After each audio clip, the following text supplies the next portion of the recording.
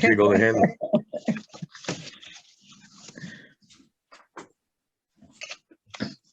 Okay, word from the kitchen is that we're on. The word from the kitchen in San Francisco is that we're on. Who are we on? Well, we're starting out. We're heavily dependent upon poetry and some other forms of language expression because we're Angora poets. And I'm Mo Singer. I'm one of our poets tonight. And welcome to listen to us on Rorschach's YouTube channel on this January 16th, 2022, in the year of improved living, we all hope. So welcome everybody who is going to present and who is going to listen to this recording shortly on YouTube. So I want to break the ice tonight with our poet, our American poet from New Jersey, who lives in Paris, France. And we sometimes, because of his critical examination of moral and social and romantic notions, we call him the judge. So let's bring on Bill Strangmeyer. Thank you, Mo. Okay, some of you may know that the world got a little bit darker last week. As Frankie Lyman said, but we're so young. This is called Gone in Group Harmony to Ronnie Spector. It was a cult. It was life for us then. The subway into Brooklyn to the Fox, dressed the way we dressed back then. The bear grease in our hair. I chose Dixie Peach. Pointy shoes, black leather jacket, little money stuffed into my pants. Tight pants with cuffs of 13 inches, measured like a sacrament. Comb slid into my hip pocket. Free, out on my own with the guys, following the radio and Murray the K. Always Elvis movies on the screen, unwatched and with the house lights up. The show started slow, following the hit parade, and then they came onto the stage, irreverent and beautiful, as if in dreams. I fell in love beyond excitement, in love as if religion were a thing I knew. I knew they sang for me and asked me then to be their baby, walk with them in the rain. They said they loved me, would make up should we break up. And it was love, even beyond frustrated dreams of sex, beyond the smallness of my schoolboy fantasies. They were a wonder, and I knew they had a wicked sense of humor, overwhelmingly lovely smiles, were unafraid. The Fit News New York Times opined they'd be too much for white boys, but they were never racist, loved us all as we loved them. They loved us all and we loved them. Why did she marry that creep? She didn't know either, the power to seduce through power, but her voice cut through that wall. She was so young and now she's gone like that. So little am I touched by deaths of famous people. Usually it's just the story, c'est la vie, c'est tout. But this is different. She was different, didn't come from some damn mold. She made a mold that no one else could fit. And now the world has dimmed. Is this what I get for loving you, baby?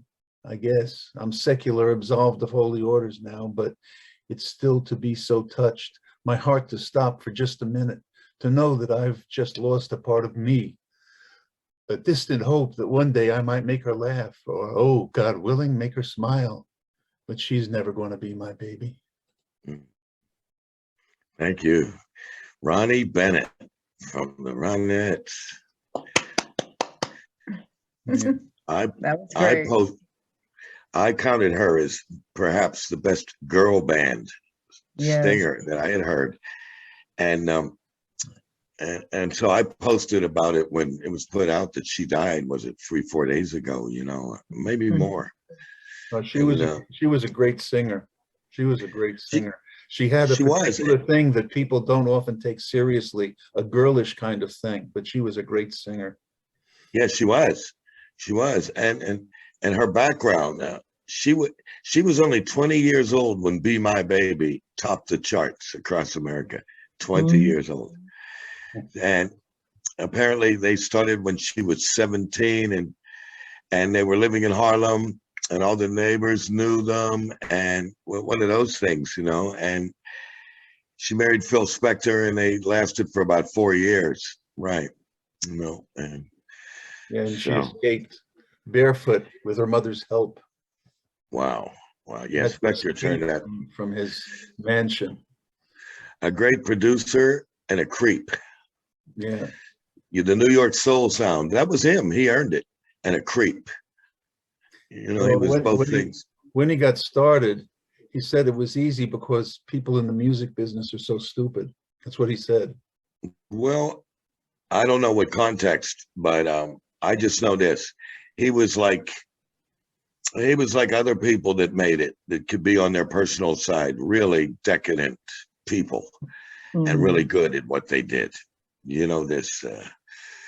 So anyway, to their credit, the people he produced, not just the Ronettes, but other girl groups in that period, early 60s, they killed it on the charts. They just killed it. Yeah. So, because I always liked the New York soul sound very well. I liked Motown and Memphis Stax, but New York had its unique soulful sound to me. That's true. Yeah. They were the drift. The Ronettes, they were into doo-wop too, and that was mainly New York doo-wop. Yeah, and the Shirelles came out. Yeah. Okay. So number 2, Bill. Okay, keeping with the singer theme, this is called A Country Singer. It's about K.D. Lang. So here I am drawn to the borderland, to bells of fat cannelloni shape, dimmed to march a minuet of sobs, a rainy city night, bleached neon pink and green, bleached to the border of snow, natural snow, and silvery with rain, names and stories, height of mind, and learning a country's laws, 40s films up on the screen, and sultry standards in a bosomy red dress, but sabors on the shore. Is adolescence past or just desirable? So matter of fact and mean, I am told that the sound wall will defeat it all, but I value the chinks and its losses. And if the invitation is refused, send thank yous in lowercase and minor key. Right. Okay. K.D. Lang. Yeah. All right. Okay. Well, all right, Mr. Musical Tribute. Bill, how about Freeze a Charm? Okay. Let's see. Where'd it go now? This is one I've read here before. It's called A Moment's Extravagant Happiness to Ella Henderson, an English singer. Not since I was young and high have I been struck so hard by song with the elation of pure joy. Your song struck hard into my gut and lifted up my heart on this, a just prosaic day. In your voice you contain, express all that I love in women's higher incarnations, the paradigms, the shining moments, the times that move beyond a pleasant day, are what I heard, are what I felt, what broke the fear of feeling overmuch, defied the taboo civilization brews and pours upon true feeling just to keep us mute. The fry, the brittle, the ring, the vibrato, the diva, the soulful, the smoky, the rough, and the scream are all the perfect presentations of emotions by a pure disciple of all it is to feel. And you can run with joy along a pathway through a meadow filled with flowers. Make me feel the way it was to be a swim in love's first glow, so filled with strength, the strength of being good because of wonder, because inside of something glorious and fine. Or fill me with the luscious sadness of the recognition of our human state, so small and frail, yet bearable because of courage like you show by giving all of this to us from out your heart.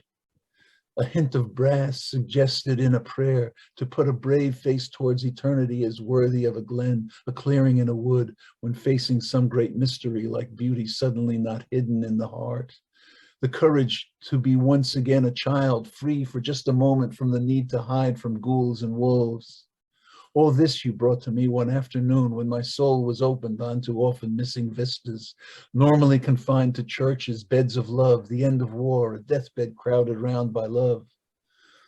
Tomorrow maybe I won't feel the same in this our day-to-day, workaday ordinariness where most live, but you have touched me deep with that which makes it worthwhile keeping on.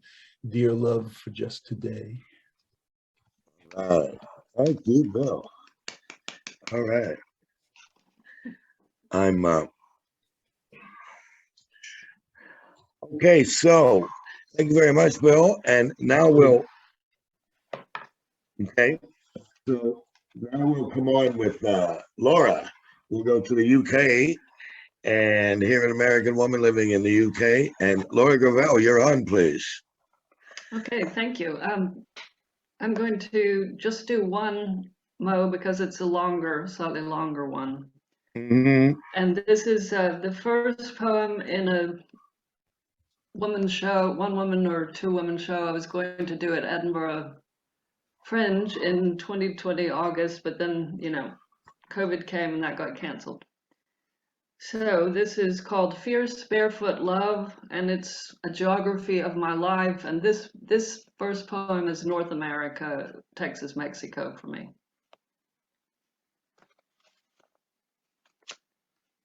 Who would have thought that the fierce barefoot love of a little girl named Laura Hawkins, who liked to toe the lumpy, gravelly dust under the live oak that sprang up and up in the front yard and dangled the big monkey knot swing, and who smiled running in early summer barefoot down the hot street, hopping from shade to Margaret Simpson's grass, to wooden boards on the footbridge, to the windy trail down to the cool limestone of White Rock below, and into soothing creek water, dodging squishy tadpoles and leeches and water moccasins. And who would have thought that the fierce barefoot love took in too soon each September the walk up 30th Street through the doctor's office alley on the route to Robert E. Lee Elementary School, and afterward towards home down 31st to Katie Toomey's house, the best friend for years till she learned that Laura's father drank. And next on to Helen McDonald's house that got moved away for building an extension to the doctor's office parking, but still they played tag there as before and hide and seek with that nose-biting smell of rubbing alcohol and ether that oozed out of the building's door and stained the parking lot. Still rode their bikes, had wrecks, saw Nancy McDonald run with a Coke bottle and fall, slicing her wrist.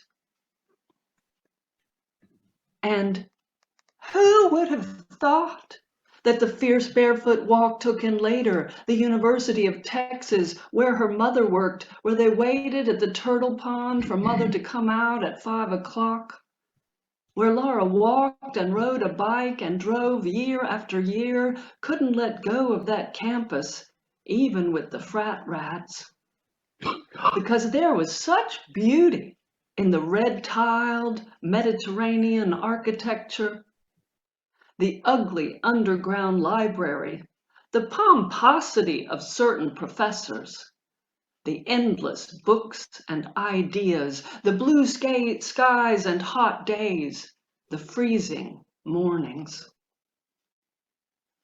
Until the fierce barefoot walk went on to West Texas, to the ranch she loved with the 100-year-old pecan trees planted by great-grandma Walker, who spoke with an English accent, and the boom of her grandfather Poppy's voice, the smell of his cowboy hat, the sweat and dust of it, the squeaky way her grandmother said milk, and where at sheep shearing time Laura helped ink the big burlap bags, heard the shearers speak Spanish with her grandfather, watched Juan make fresh tortillas that smelled of heaven.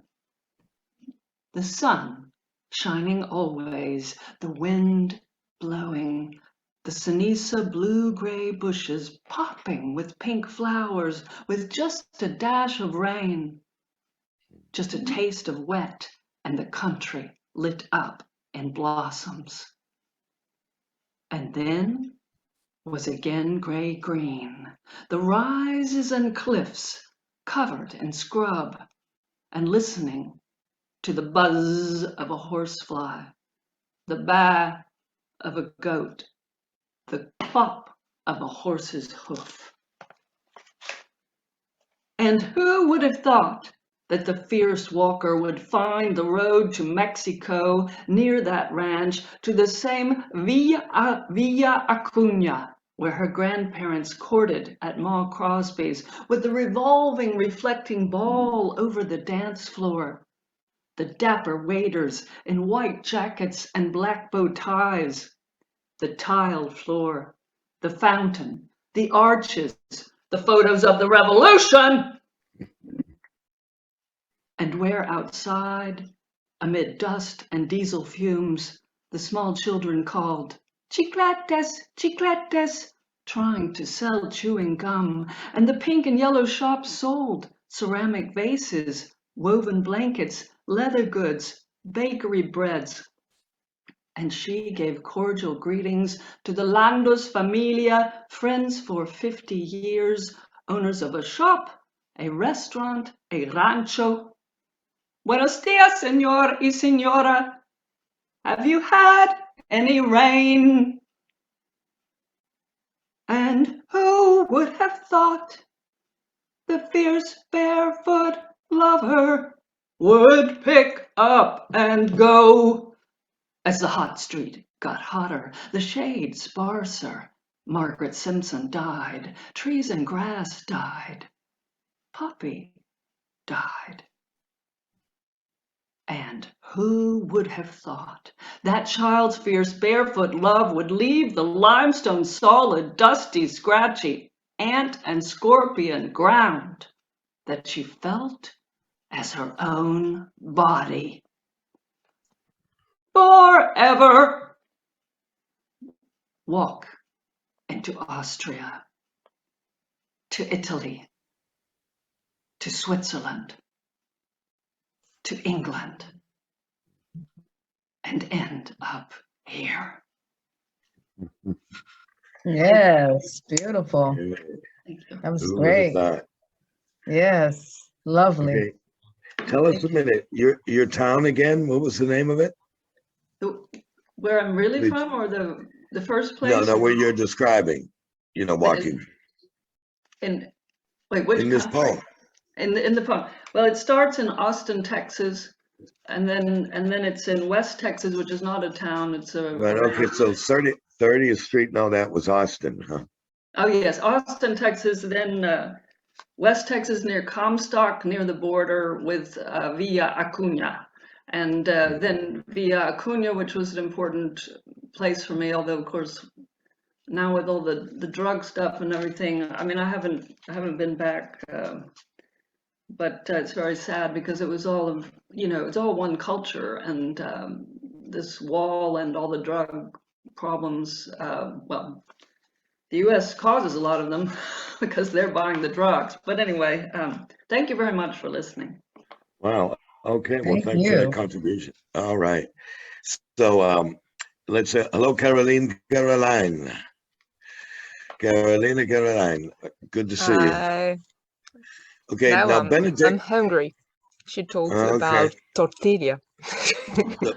with your weight, you might do well to eat some, girl, and put on a little weight to those sweet rosy cheeks. Yeah. You could use a kilo or so. Come on.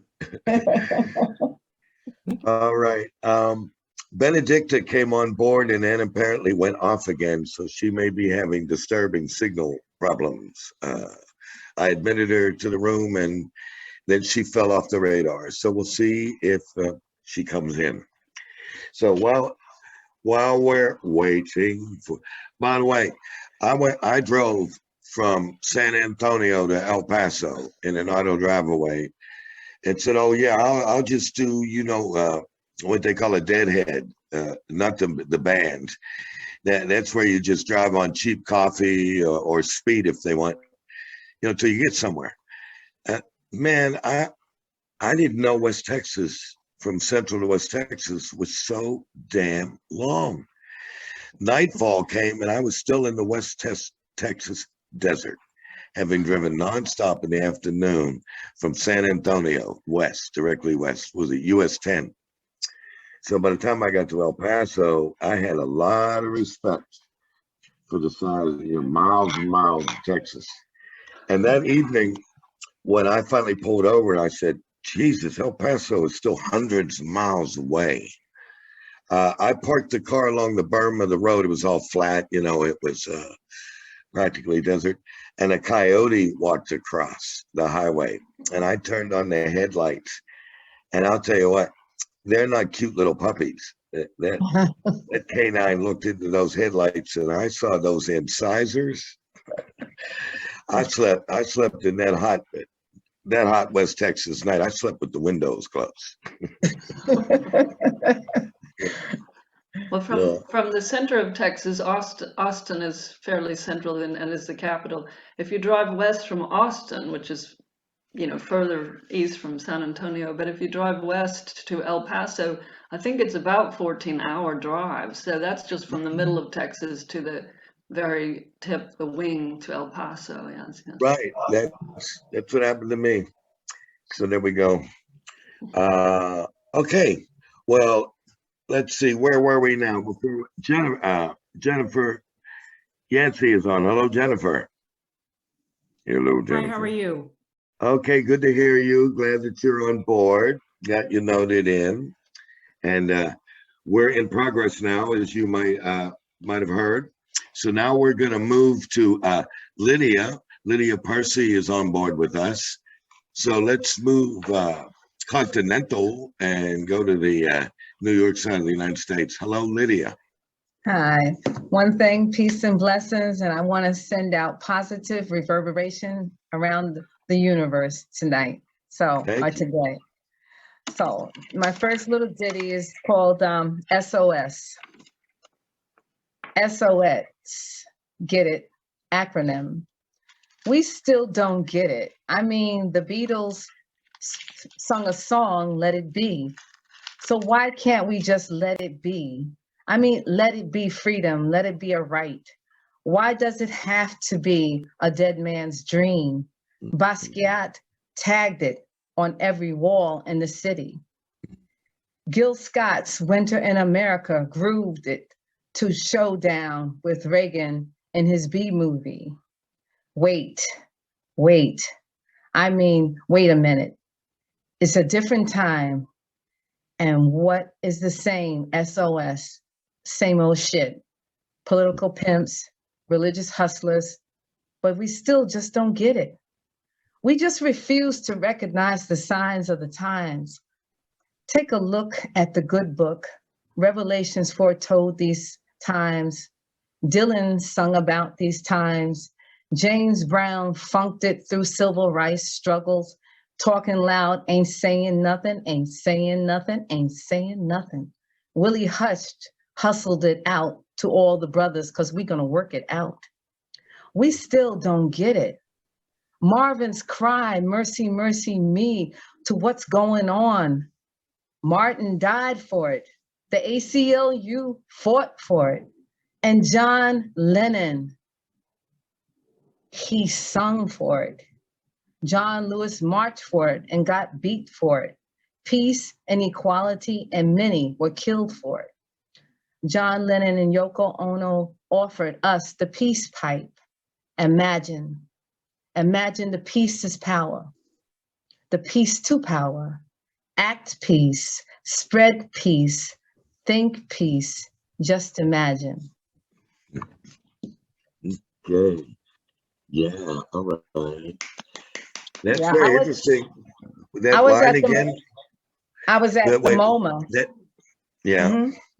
And that standout line you had about why must we celebrate the peacemakers when they're dead? What was it like? Something like that you came up with? Look, I turned off my thing. Which part was it? Why does it have to be a dead man's dream? When I was talking about Basquiat tagged it. He tagged SOS on all of the buildings. Same old shit, different time. Yeah. Same old thing. Yeah. And you mentioned other people, and all of a sudden their peace consciousness got popular after they died, right? Because they had, Yes. John Lennon and Yes. Bob Marley and Yes, of course, Bob Marley. Yes. And yeah. it was so funny. I was at the MoMA in the city this past week, and it's such a sanctuary for me because Yoko Ono has her piece of in every language. She puts peace to power. Peace is power, and she has this beautiful white seats in this room with this beautiful sky blue interior. And it's like when you walk in there and sit there, you're looking out at the metropolis, but it's so serene. It is so, you could feel the peace resonating within, it's like a spiritual, almost a meditational type thing. It was beautiful. Yeah. Nice. And Well, of course, I'll tell you what John would be Lennon had to beautiful. die for peace. I'll tell you what would be beautiful. Hearing a second poem from you, Lydia. Okay. How about number 2? Number 2 is a little something. I love Brooklyn because I walked across the Brooklyn Bridge again. Brooklyn. So Brooklyn, I call her Brooklyn. She is the kin to good dreams, vivid nightmares, and in between indulgent scenes, spy thespians. Clip and Sepor, soap, bamboo, sticks, and cocoa mango. Emerge supreme, amidst fragrances, Medina's black soap. Reverend Daltrey, Sunday morning sermons, hope. Gathering neophytes to light smells of fried fish and plantains, rice and beans. Seems one's dress unadorned, rigid, trying to fit into a new fit and licking at the hips of Brooklyn's coolness. Only a really stiff shot, something lusty, to settle her tight configuration. Loosen the lips, sedate the linguist, to issue just as nature would have one to belong innate talent, to capture dwindling luminaries and trend edge snatched up by corporations sold back to the hood. With simple stamps of their own, she survives, rising up towering heights, steel roots, horns, spitting out accents, marinate each sonnet. I continue to toss and swag, twist, winking at the wind, assemble her Venus Hottentots descendants, confessed her property dance. So I stood long enough and I said, I love you, Brooklyn, to your cotton, I'm cotton to your warm living room of old illegal joints, someplace low down brown, shaking my shimmy and cutting capers, void of my drawers, unraveling her apron string for spring and colorful trestle majesty. Solid, all dressed up, readying for new folks of many countries. You welcome them, but I refuse to leave in this way, whispering I must stay, if only for this last dance. All right. Stay for No, the I last know. dance. Lydia, will you have, in fact, a collection of a collection length of poems dedicated to Brooklyn? When I lived in Brooklyn, that's when when I lived in Brooklyn, I wrote my first real piece in Brooklyn, and I met Luis Reyes Rivera. He knew my husband at the time, and he said, you know what, you need to submit that piece to the poetry business. And I never, really wrote for that particular thing, but I did. And that's how I met Intisake Shange. And yeah, so Okay. yeah, Brooklyn has been ode to Brooklyn for a long time. Yeah, I was just sort of wondering, grew up in because Brooklyn. I've heard you done such lengthy pieces about the culture, various culture in New York, from Harlem to Brooklyn, but you seem to really zero in when you talk about Brooklyn. Brooklyn. Yes, love Brooklyn. Okay, great. Okay, so number 3 is a charm, Miss Lydia. Okay. It's a little different. This is for all the The black and brown mamas in the revolution. Black mama, black sister, black women, black, brown, and yellow women of the revolution. You thought you won when Black Panthers were fist throwing this to the sky, and the sun has all but died with few reminders.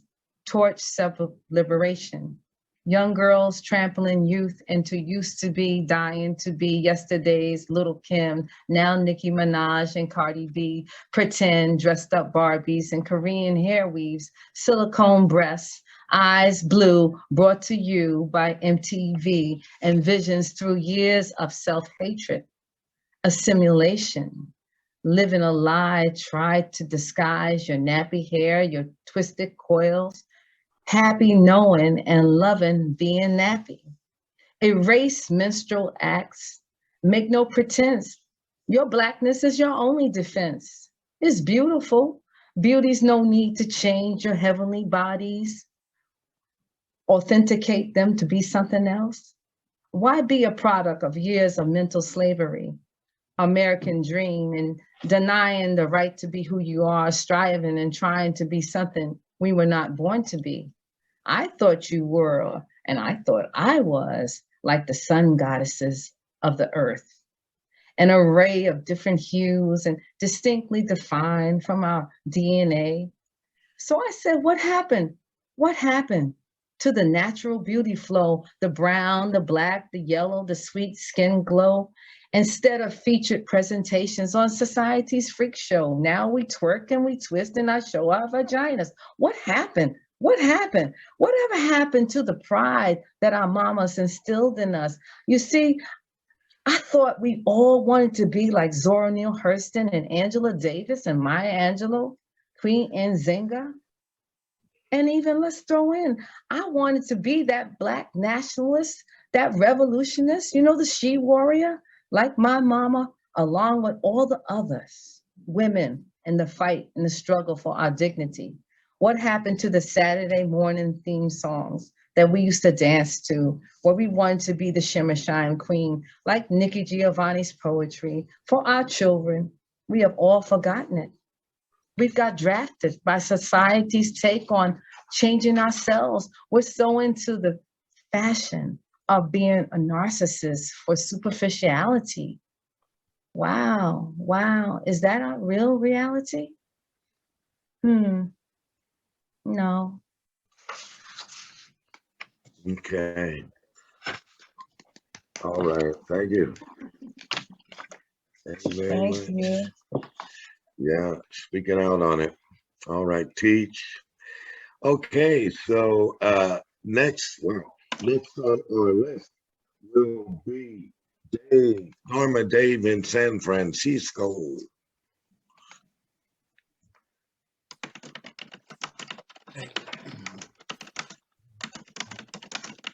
My friend Giant.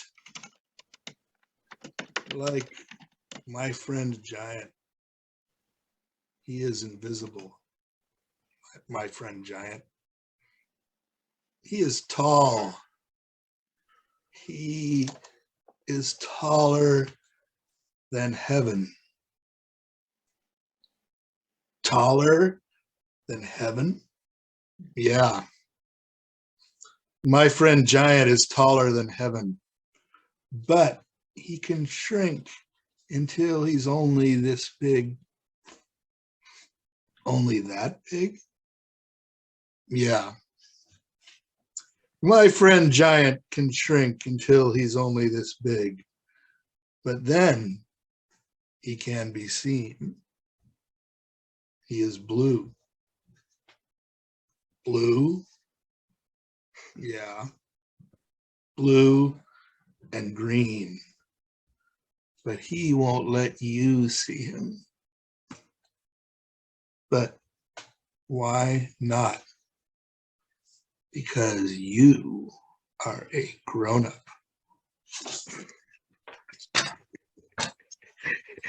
Right. You killed it. You killed it on that ending, Dave. All right. I was wondering where you were going with that. All right. There's a lesson to be learned in that. Okay, number 2, Dharma. You know, that's a true story. Number 2. Die, pass by, or Renaissance Cafe Odyssey. A low-down head, heavy with the drama as another day goes by. Smarting eyes contemplating water-filled drains, gray-filled sky. Sitting at the table in the coffee house, imagined voices cry. Knotted forehead, understood indulgences, yet still a sigh.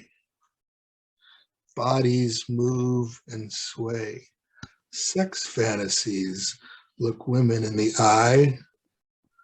Alone, empty chair, words from pen in notebook, dreams might try. Hours pass through windows, internal challenge voiced, alive and high. Sinker, you're a drinker. As lifetime passes, don't just up and die. Go with that. We'll go with that, Dave. Nothing to argue about. Okay. So, okay, we're ready for the next one here. You're gonna charm us. 3's a charm, David. Here we go. Communique. You don't say anything as you walk by. I don't say hi, afraid to smile at you. Your eyes want me to. Trying to pretend that I'm not there, trying to pretend that I don't care. But how could that be true? We have got to talk. We have got to take another walk. Now, before it's too late, we have got to communicate. Stop these stretches of distance. Break down our resistance. This friendship that might be so good. If only we could. If only we would. Only we would. I was really hot for that girl. Oh, I thought you were talking in principle, but all right. No, I was talking about some real girl I had thoughts for. And well, did you ever get to communicate with her? In some way, yeah. Somewhat. In some way. Okay, we'll take that. All right. Well, David, thank you. Okay. And duly noted, we can't see a lot of things because we're not children. Yeah, I wish Claire were on board already to hear that. She speaks of that, losing perspective over age and time. Okay, thank you, Dharma. Appreciate it. And now we're going to move on to, where'd she go? Benedicta. Hello, Benedicta.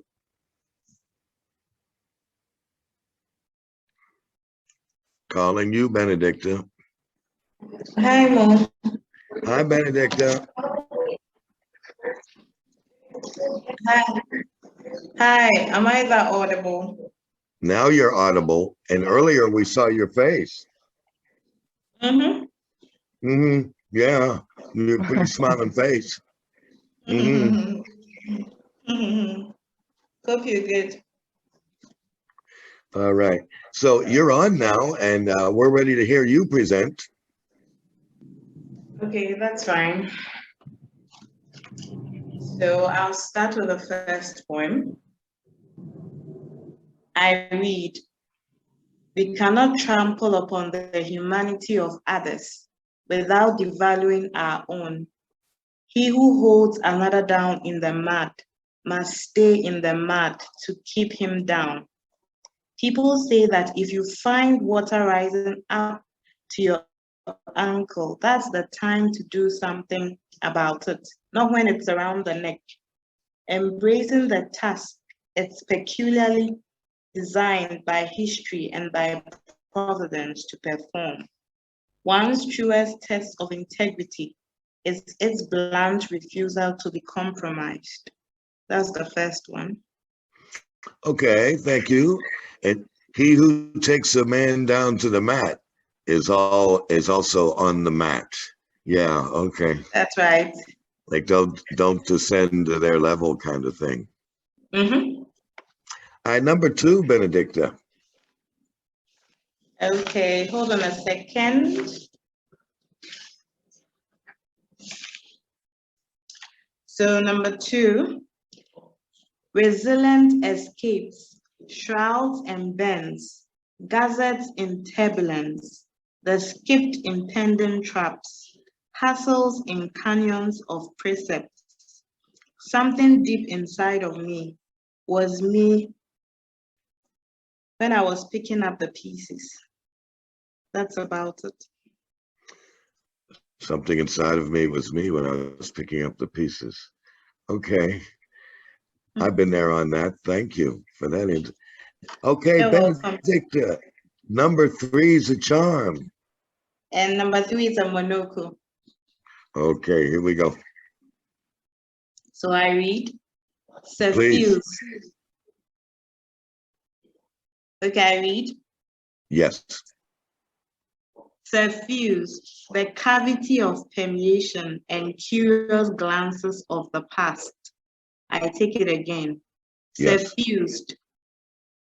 Suffused, the cavity of permeation and curious glances of the past. That will be all. Okay. And as I asked Lydia earlier about her recurrent theme, Benedicta, do you have now accumulated enough anokos to do a collection of anokos? Yes, I have lots of them. You should come out with them as one collection, no? Definitely. What do you think? It's a good idea. It's not bad at all. Yeah, it is a good idea. Yeah, it is. Oh, there you are. Good to see you in flesh. Okay. All right. Thank So you. your signal is on tonight, right? Because we lost Yes. you for a little while. Okay. It's perfect. All right, good. Great. Okay. Good to hear you, Benedicta. And You're welcome. now we will move back to Paris, and we will call on Carolina. Hi, Caroline, you're on. Hi. Well, I'll begin with something, a short poem in French with smell of food, because I was inspired by the tortilla poem. Because you're hungry. Admit it, you're hungry. Yeah, I didn't have dinner yet tonight. Okay, so this is a poem about food, is it? No, I was Just briefly, cooking what is while this about? Go ahead. it's about me in the kitchen cooking pasta, and the smell of the pasta mixed by the smell of the smog outside. That's it. That's I good. can imagine. Yeah, Okay. it reminds me memories of childhood. So, le brouillard a absorbé les tours. Je regarde les chiffres dégringoler de 10 en 10 sur l'hygromètre. Au contact de l'air froid, la vapeur tourbillonne en volute et sort rejoindre la nuit. Envolée de bébés nuages nés en captivité. Comment savoir ce qu'ils deviendront? On ne bat pas de l'eau. L'odeur des pâtes se mêle à celle de la fumée. ça sent les crêpes. Il n'y a pas de beurre salé à ramollir dans le buffet pour tout à l'heure au petit-déj. Il n'y a pas de beurrier, ni de buffet, ni de lait cru bouillu avec l'anti-Montclair en verre. Samedi, on n'ira pas au marché pour en racheter. De toute façon, il n'y a pas de Nesquik à mettre dedans, ni de mini-passoire pour retenir la peau. Je m'en fiche. Je suis allergique au Nesquik et au lait maintenant. N'empêche, ça manque l'ambiance du marché bondé les jours de pluie.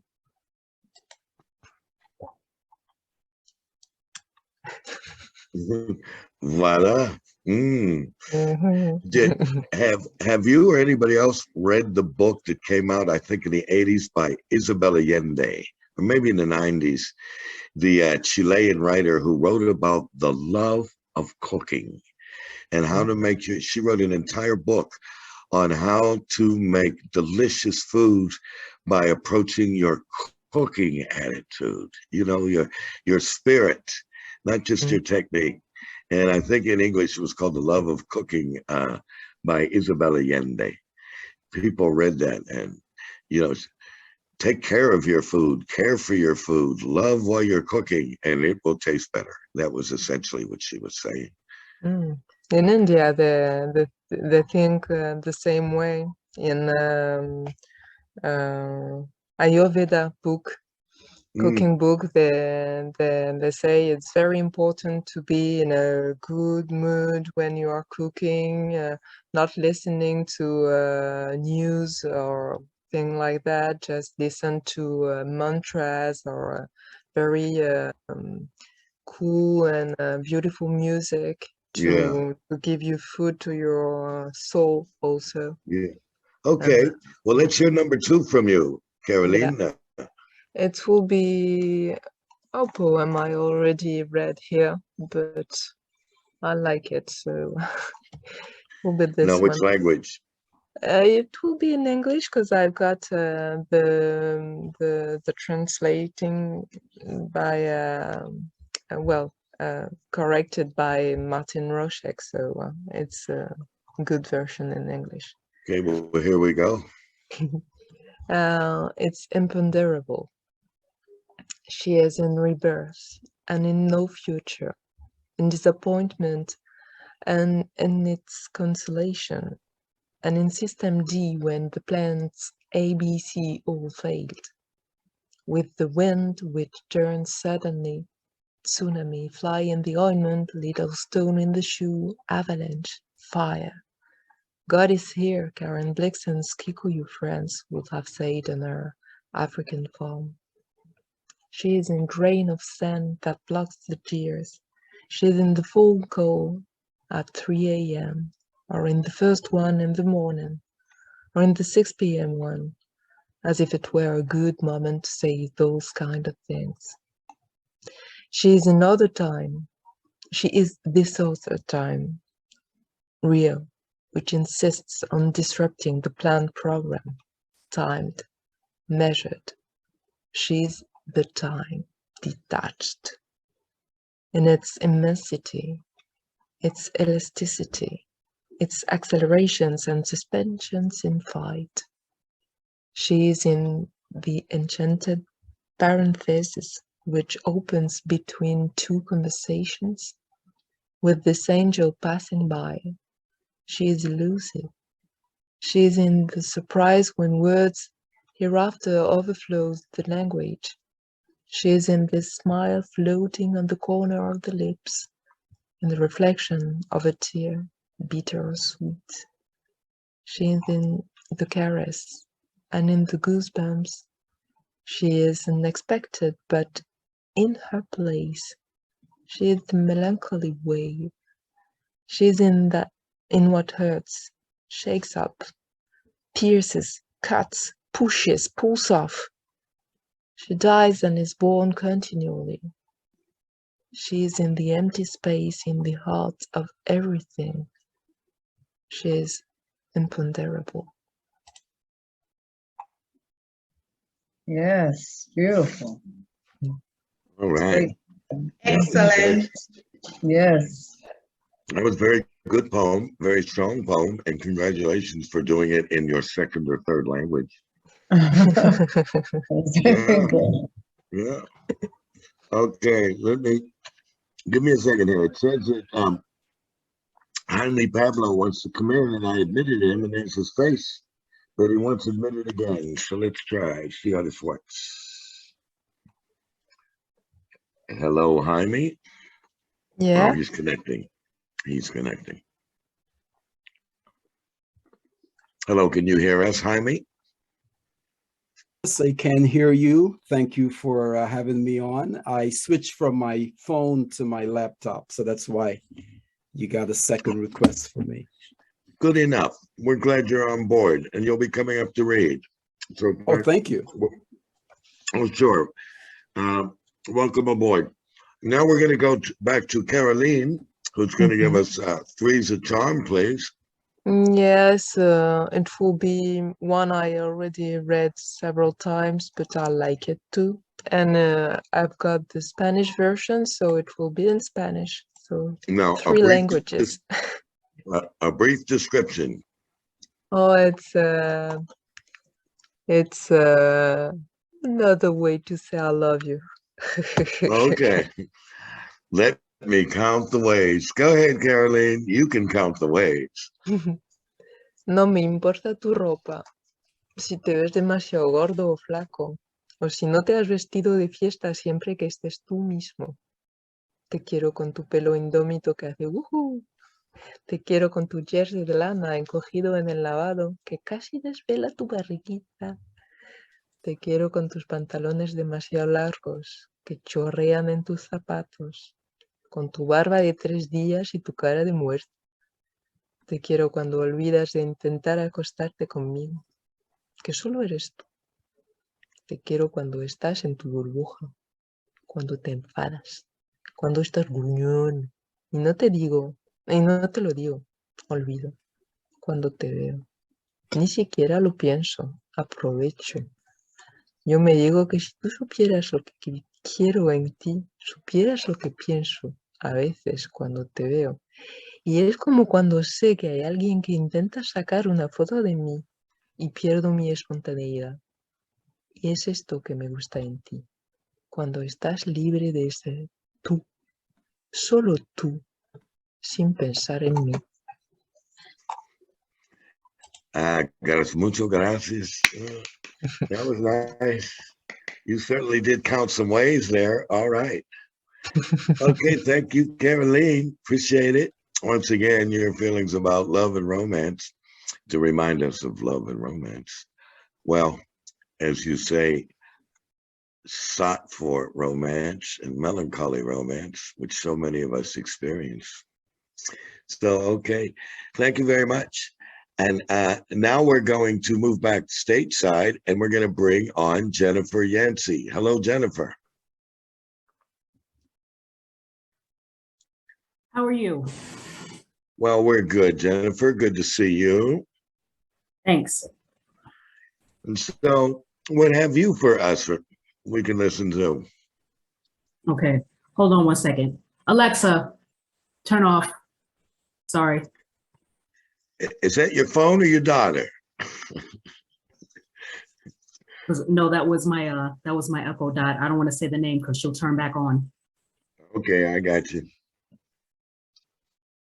All right. Poetry is my therapy and my ministry. You will find me in the pews and the pulpit, confronted by a congregation of souls that crave audience. I tried to hear him over the hand clap emojis and the hearts bursting in air, the contents of which return void, save for them hemorrhaging all over the virtual microphone. What is their wish today? To be scorched by the verbs of this burning bush, or remain parched, waiting for the super saver scribe to turn water into wine? The people genuflect on arthritic knees while waiting to receive his body and blood freely given unto me for my transgressions that are laid bare before them in revealing verse. Then stand back and observe the glory exposed in flesh, while spirit demands a refill and a warm heart in which to be housed, because featureless winters are cold when no one is showered in accolades. You can always hear the rain fall, but the snow is silent. I sit with head bowed, crooked neck, wondering if I will finally receive deliverance through golden-throated, self-proclaimed, sent by God crooners, verbally sparring with their demons. Tongues are the weapon of this spiritual warfare, played out by the body of voyeurs, watching the narrated gyrations to the point of near climax. Should we be ashamed or proud? The word may not have been for me, but I receive it, voicing my approval with incomprehensible utterances crowned by a flickering flame. What of those moments when the mental constipation holds you captive and the words refuse to reveal themselves? To whom do you pray? Where do you go for your release when the contents of the collection plate are sparse? There is nothing noisier than being quiet out loud. But if you listen closely enough, you can hear the glory within. So will you not still love me in my silence? Thank you. Okay. Now, Shucks. you started the poem by talking about online, with emojis and things. Was this did this poem come out of the experience of online, communications? Well, this poem was written just as the first couple of lines indicated. It's my ministry as well as my therapy. But one thing I've found this past year and a half, being in the virtual world, it's a popularity contest. It's cliquish. It's, people, I think some people seek too much validation from it. Mm-hmm. Hence the sparring and the emojis bursting in there, on Instagram and all of that. That's where all of that came from. Mm-hmm. And tell us briefly a little bit about your ministry. We're griots. We have an important mission. A lot of people, I think society still has yet to look at spoken word, to look at poetry as a veritable, as a valid art form, for lack of a better word. And we are storytellers, but we're also the keepers of history. What we write is our legacy. And we have to be very cognizant of what comes out of our mouths and what spills out of our pens, because people are listening, whether you think they are or not. So that's my ministry. That's the pen and my voice. That is my ministry. We got work to do. Well taken. Well taken. All right. Good. Yeah, it would be nice that, as you're saying, instead of the popular direction of virtue signaling through photos and comments and all this stuff, it's always nice to hear a poet who is old enough and experienced enough to express some wisdom through the work, and some wisdom on whether it's online or in person. The griot. That's the griot. Okay, number 2, Jennifer. Okay, I had a little bit of fun with this one. This piece is called Kaiju Energy. If you know anything at all about it, just a little fun fact. I'm a Godzilla fan. I've been watching Godzilla movies ever since I was a kid. So this poem is not about Godzilla, but there's a nod to him in a couple of places in this piece. But it's about, it's the first line, the arrogance of man. The arrogance of man is in the shock at what it reaps, not comprehending why the fruit of his agendas have gone awry and ungrateful for the life it inherited, yet never asked for. Don't understand its ire? Watch the scales. Its enmity regurgitates back into society the errant formulas for domination that were not approved by humanity. Reflected not as the flaring nostril, beat-faced, frothing mouth, red-hot rage forced upon the subjugated like petulant children who cannot own up to their own misconduct, rather, as contaminated melancholy, whose radioactivity rains down on capitalist cities that never heeded the warnings. Man always underestimates what he doesn't understand. So instead of studying and accepting the truth buried under his forgery, man attempts to destroy it. Hates it until it is called upon to save them from themselves. Then short-term memory turns 180 degrees south towards fear and contempt of another uprising. Man's fate is inevitable, exacerbated by the failure to keep pace with his own works of fiction. like the dubbed over films where lips and verbs are not perfectly timed, and the fuel feeding the blue flame cannot be contained. Man cannot control karma, it's out of his hands.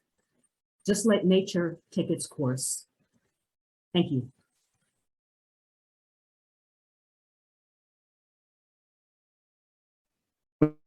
Thank you. That was nice. That was there.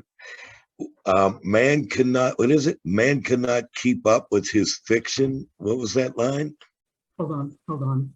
It just, hold on, I gotta pull it back up. Okay, there it is.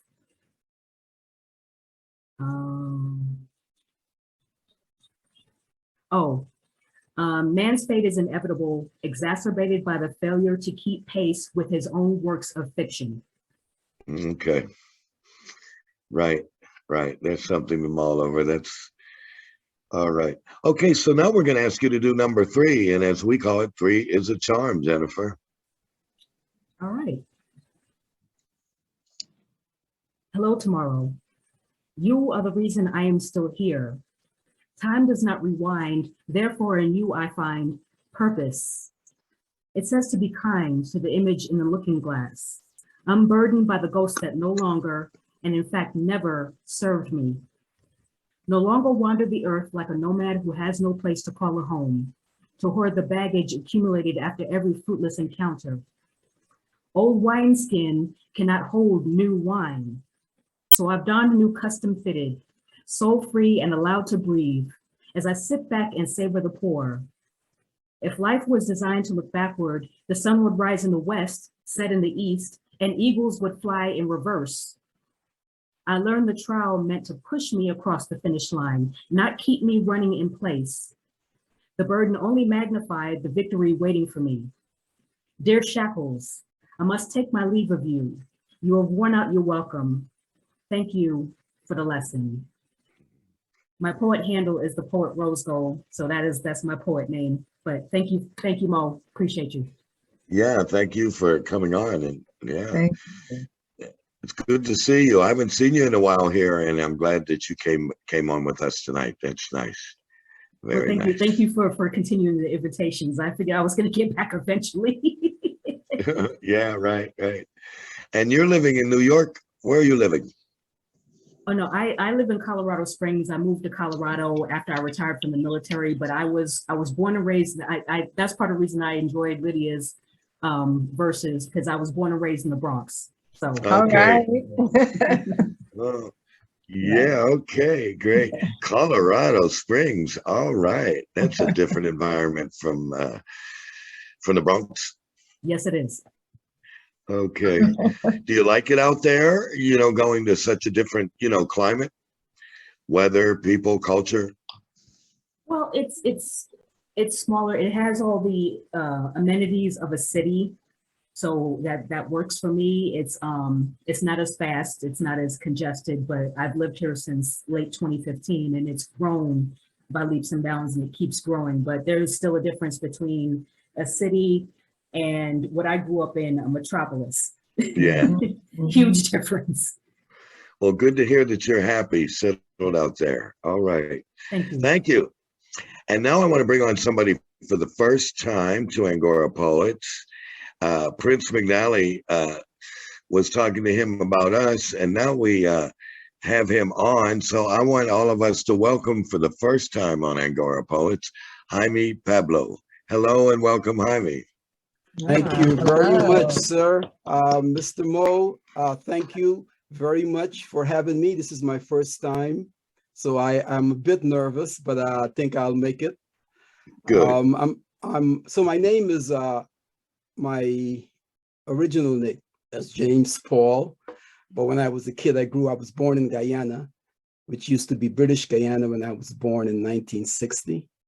And then in 1966, they gained independence and we became Guyana. So I was born in the county of Berbice, one of the rural parts of Guyana. And I moved to America when I was in my early 20s. So I lived in Brooklyn, I've lived in Connecticut, and now I'm in Atlanta, Georgia. I'm retired.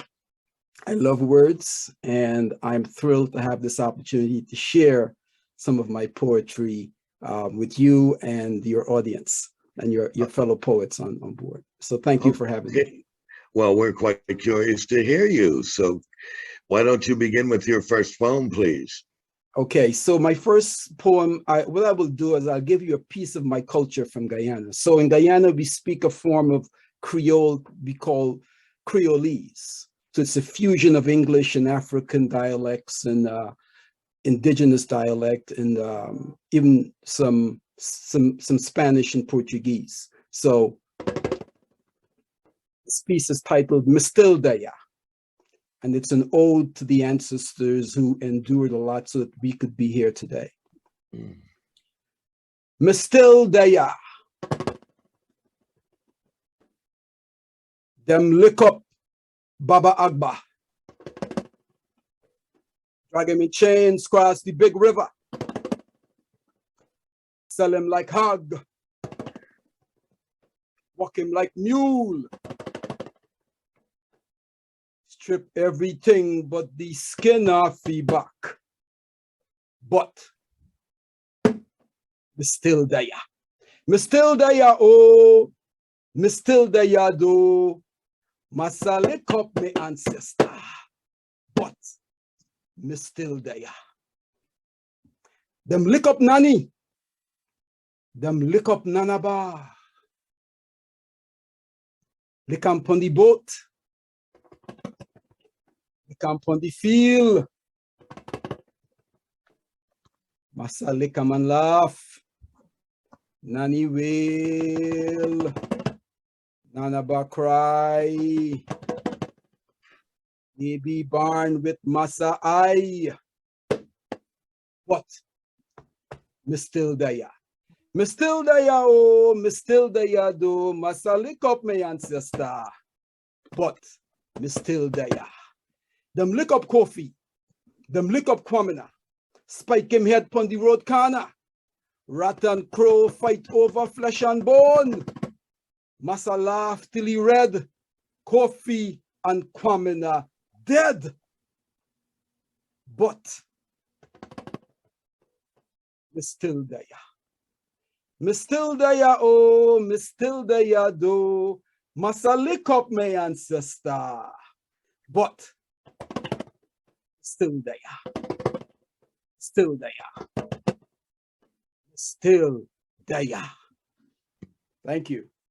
Thank you. So that's a different thing, right? I wanted to bring some uniqueness to the show. So yeah, you did. You have, because that's the first time we've ever heard Guyana Creole before. So thank you. We welcome other languages and dialects. And this is our first time hearing yours. So thank you. You're very welcome. So I've actually put together a collection, which you can see behind me here. It's called Pepper Pot. And that has about 10 of my dub, I call them dub Creolese, because I do them over drums or over a reggae track or something like that. So, so my second piece is titled, this is in English, and it's The Ad Man Never Rings. It's a satirical did at commercial art, which is advertising. I was in ad school and I have a little, I had created some enemies there because I feel that ads should be used for the greater good, right? And not to get fat people fatter or unhealthier. So, but anyway, it's titled The Ad Man Never Rings. Your tail wags my dog and I bite, to the board's delight, more than I can ever chew. If Van Gogh only knew. Your bells jingle in my dreams, a meme so pure.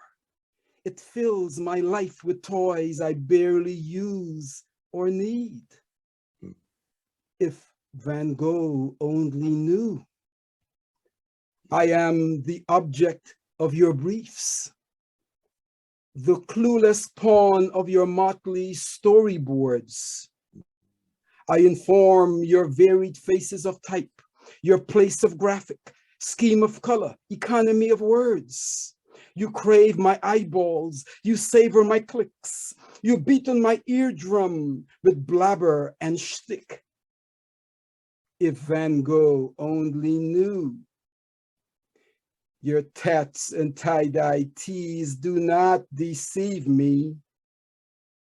Your canvas is but a script artfully painted to show and sell. If Van Gogh only knew, he would have carved a cryptic headline over the yellow house, a timeless logo below the pool table in the night cafe. Your tail wags my dog, and I bite to the board's delight, more than I could ever chew. Ayo. So that was a dig Okay, at thank the you. advertising. Hopefully you like that. And what a nice surprise to hear such a progressive poem coming from someone who worked in advertising. Okay. Thank you so much. And this is a tribute to Eric Garner, who, as we all know, suffered a tragic death at the hands of New York City police in Staten Island. So this piece is titled I Sell Lucy's, which is exactly what he was doing. And he died as Lucy's are selling cigarettes one at a time. Yes, single cigarettes. Small economy for people. Exactly. Okay. So I sell Lucy's. I sell Lucy's on the strip, flipping Jacksons into Grants and Benjamins, tax-free. I sell Lucy's. At 6'5" and a few stones shy of a brick house, my packs are stashed like mousetraps on the block, primed with nicotine. I sell Lucy's. Beyond the naked eye, pieces of me bleed broken between pores of cone, like colored inmates shackled in cells to misdemeanors, like selling Lucy's. And I need MDIs to breathe when the air gets thin, or when a chiseled arm is locked below my chin for selling Lucy's. And I'm kissing cement, gasping, I can't breathe on Bay Street, bullied by black boots, blue eyes, and deaf ears for selling Lucy's. But don't tell that to my future assassins. Their sacred blue is immune to my tainted black. R.I.P. Eric Garner. R.I.P. all the victims of police brutality. Black lives matter. Ayo. Okay, thank you for that tribute. That's griot, just like Jennifer and Lydia were talking about. That's griot talk, you know, where the poet talks about to one's people, whether it be back in time to a tribe or an entire nation. The poet talks about the quality of life or the lack of quality. You know, is okay. Very nice. Very well, nice. Yeah, very poignant. For those of you who don't know, that when Eric Garner was filmed being suffocated to death by these New York plainclothes cops for selling Lucy's, you know, the only person who got arrested, even though that was videoed, was the bystander who videotaped the murder. Yeah. A community resident turned on his smartphone, and he's the only, with the video evidence of you know, that fatal violence committed, the only person who got charged was the person who did the video. That is pathetic, sick. Yes. Yeah. Okay. Well, thank you very much, and let's all thank Mr. Pablo here for coming on his first time. We like to welcome people. Thank you. Welcome. Thank you very much. Welcome. By Prince recommending Really enjoyed you. that, Pablo. Thank Yes. you. I'm glad you did. Thank you. Okay. Now, Benedicta, did you get to hear? Are you back on now, Benedicta? Yeah, I'm back. Okay, good. So, okay. Is that your signal tonight or what? Mm-hmm. Okay. I'll take that as a Okay, I good. think it updated my Zoom. So it Okay, takes me on and off to install the updates. okay. Yeah, Zoom is a strange creature sometimes. Or the logic is, no logic. Okay. Well, this has been a nice round of 1, 2, 3, 4, 5, 6, 7, 8. Oh, I guess I'm supposed to go on now. I forgot about that. So I'm going to do something kind of improvising to you. And here is what it is. Um, I get kind of silly and hum songs just to be happy. They're not anything to be really noticed beyond my own little humming of them.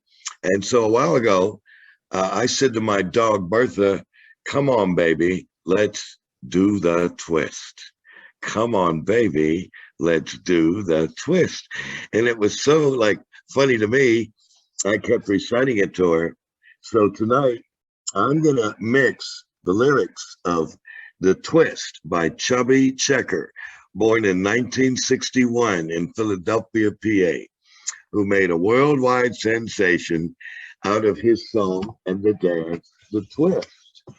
So let me go to his lyrics and interject some of my poetry in his lyrics. And here we go. I think when you slow it down and take the music out of it, it's really funky. I like it. All these people thought it was just so syrupy, but if you break it down, it's a lot more heated than you might think. So here it goes. The Twist by Chubby Checker with a my verse involved. Come on, baby, let's do the twist. Come on, baby, let's do the twist.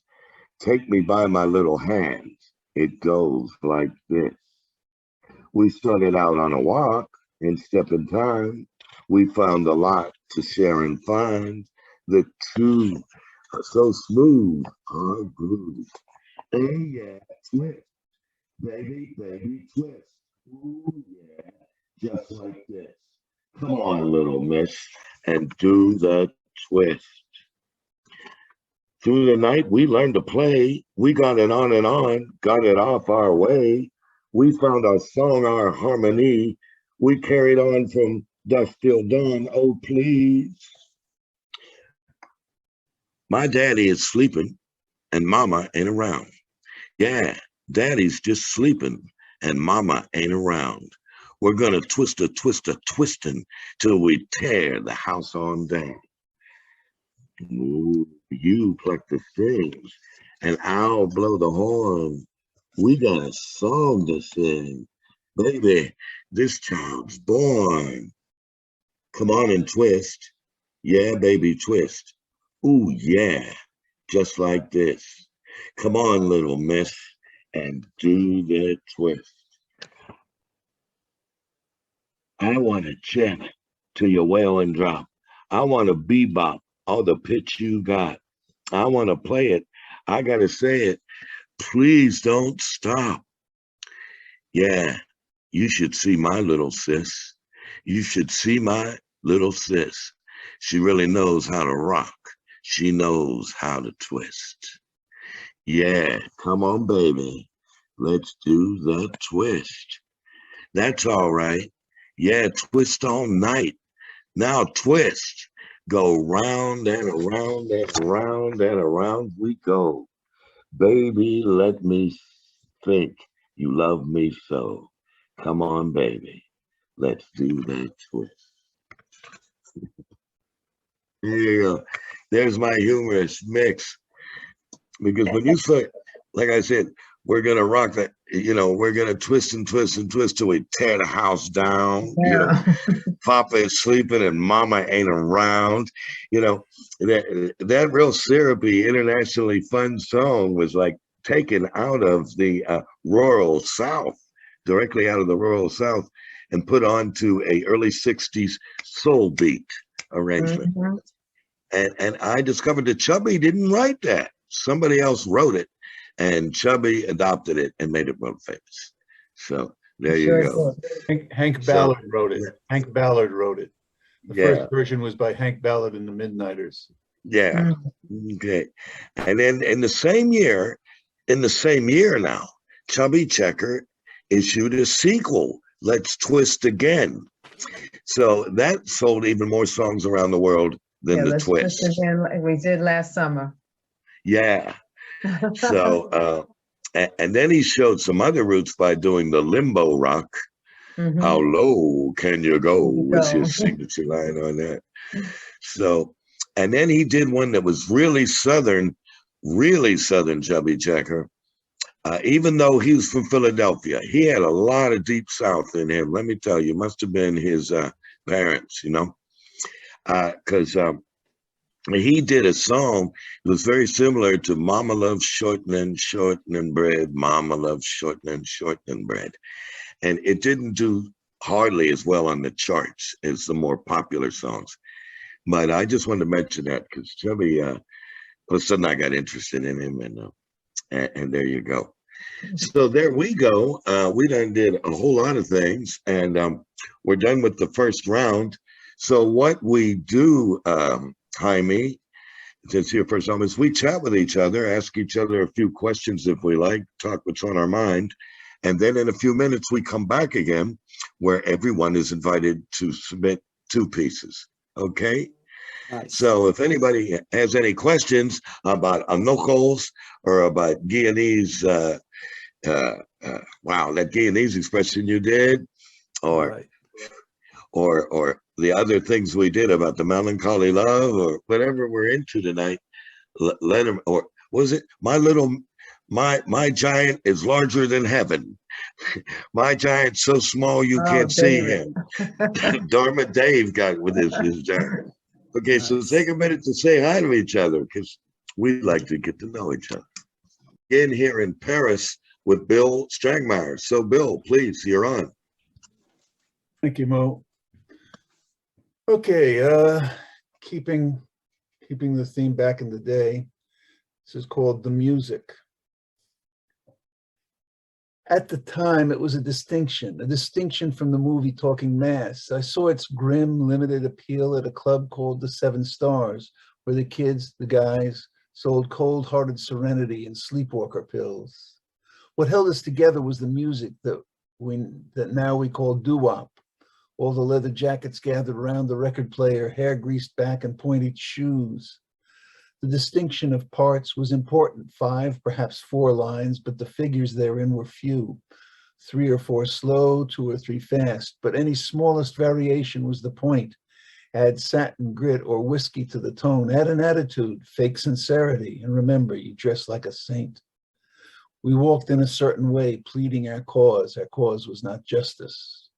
But since then, I have in no way felt so keenly the rightness or wrongness of any chance word or gesture, and the sergeant at arms would grin upwards through gritted teeth in approval of the loyalty to the complicated rules of every song the same and felt by the obsessive believers to be different, maybe closer to the ideal or with some almost imperceptible riotous twist.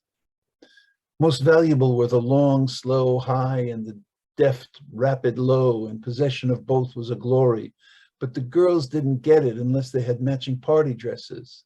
Then they might be admitted, but their game was no cult, and there were lights at their party. Then there were fights at their parties. Too much awe and too much awe. A word could settle status, and hey cool had many nuances. Anything could trigger anything. It was a matter of style in the longest and misaligned, grayly varicolored decade. Art can focus the mind on narrow details.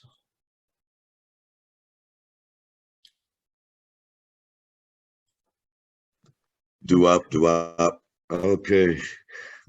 I fondly like Dion DiMucci, you know, Dion of the Belmonts. He did a song later called Written on a Subway Wall. The history of that doo-wop generation. Oh, from yeah. the Bronx. Got a new album out, huh?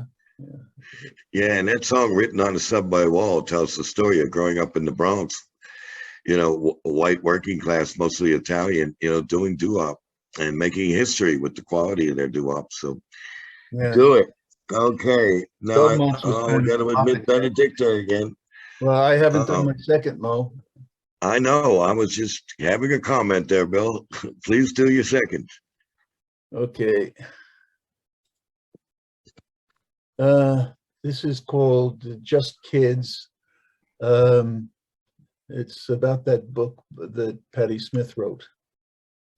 So, I read your book. It brought me back to the days when memory was new and streets alive and growling with gigantic change and wars of change and musics and the styles of clans and the struggle just to be what the rules didn't want for the children of suburbs because the world would never survive what we thought. You conjured up the Coney Island baby of the best minds, ranged around the love and war and fancy, flying 8 miles high, and all the posing Looney Tunes, all bent on some new life, unwritten yet, but waiting on a white dove's snowy wings.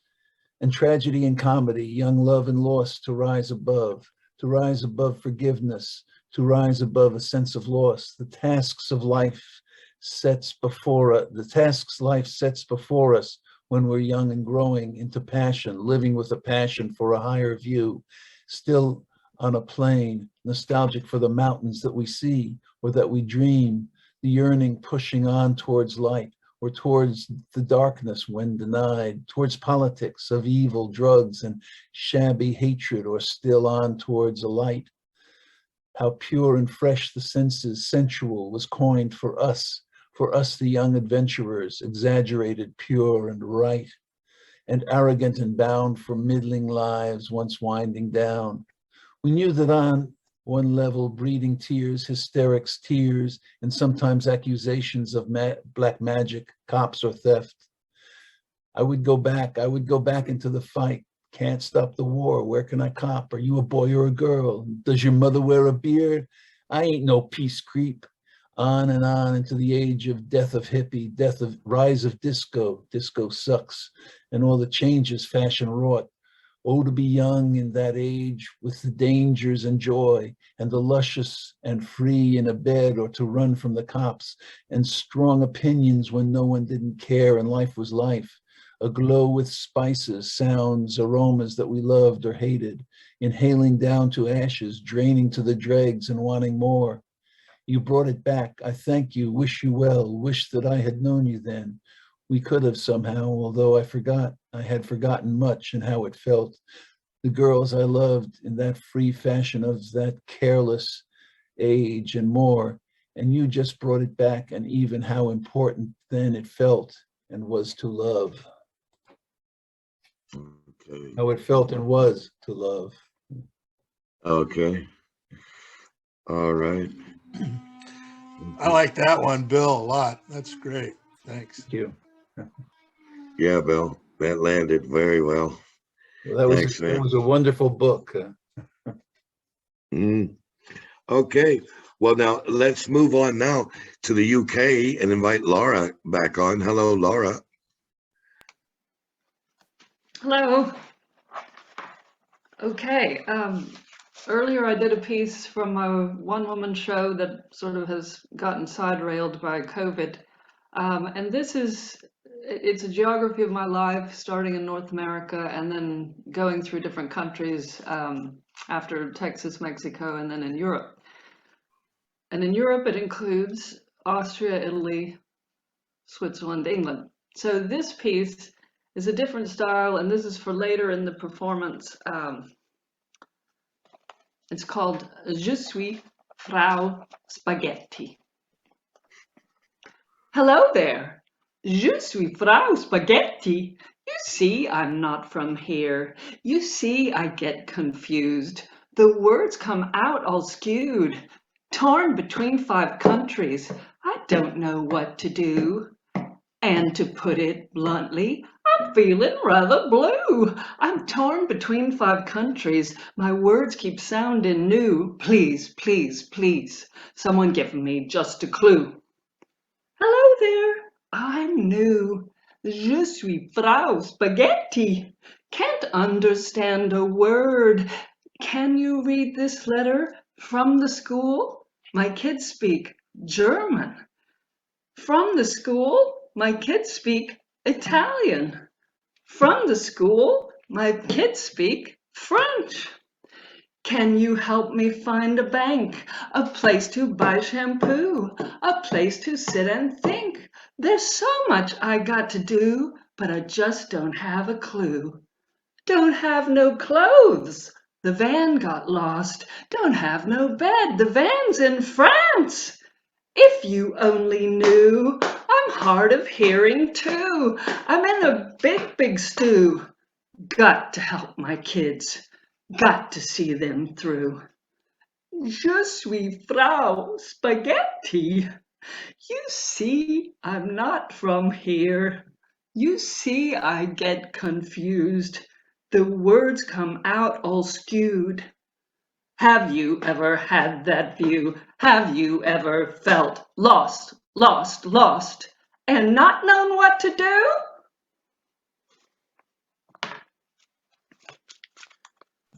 Okay. That was one. All right, Laura. That was good. That was good. Okay. Jesus, most of the people I meet now under 30 have lived in more than one city in one country. You know, when you meet them in a cosmopolitan place like Paris or New York or London, Yeah. people don't even want to say, I go, well, where? They say you're not supposed to ask somebody where they're from. Somehow it's a bigotry. But I'm curious where you're from. Hell with that. You know, you offend me asking me where I'm from. No, I'm curious. I want to know. Tell me things. So, you know, these social justice warriors got that wrong, in my opinion. If you ask somebody where they're from, you're somehow insinuating that they're not legitimate where they're at. No, man, teach me things. That's all. So I was glad to hear that poem. And you certainly don't seem to be too torn between foreign countries. Well, I won't go into it, but it's pretty torn at this point. Oh, it is. Okay. Well, go into your second poem, would you? Okay. This poem has a sort of a similar theme in the sense of migrants, and but it's a very different style. And I can't remember if I read this before here, but it might have been a year or more ago. I don't know. It's called Blue Hair Touching God. When my husband stands, blue hair touching God, aims the whalebone straight through me, then lifts his hands. I recognize their movement from long ago, from back somewhere before I was born. Some sort of sign it was, from when the swirling code was just a greeting. His swaying body confuses. I feel for his pulse, say, stick out your tongue. Down that red gangplank march the migrants of the world. Our own family, early man Africans, bearing straight crossers, colonizing Europeans, former colonies peoples, today's Latin Americans, war-torn Balkans, Armenians, Syrians, Holocaust fleers, fighting persecutors, giving birth, headless, deformed, crying, bleeding. His pulse grows weak. No, I shout, go back inside. He will protect you. But I know they must come. And God waits, small, at the end of their trail. Size isn't everything. Not to mention, we can't see a thing out here. Whoa. Thank you. Yes, indeed. That's nice, Laura. Well, thank you. That's very nice. One thing that I know is that the Holocaust survivors still have sentiments about the past. Mhm. I'm sure they have a lot to say about it when it comes to the Holocaust and what happened back then. Yeah, and I'm glad that Laura mentioned the various groups that were caught up in the Holocaust, because of course I know it was European Jews. Of course I know. But for too long, it was omitted about a couple million Roma or Gypsy people who were exterminated. And the Armenian March under Ataturk in Turkey. So what I'm saying, I'm not trying to, measure who suffered the most, but I think when I hear the call of Holocaust, let alone the genocide in the United States, that's all. There's certain groups think when you say Holocaust, it should mean only one people. Unfortunately, it's more than one people. So thank you, Laura, for mentioning that. Okay. All right. So next, what do we have here? Next, we're going to go to Lydia. Hello, Lydia. You're on. Again, okay. I'm gonna read a short one. Wait, I'm gonna read the one I actually did last year for okay. Let me just get myself situated. Okay.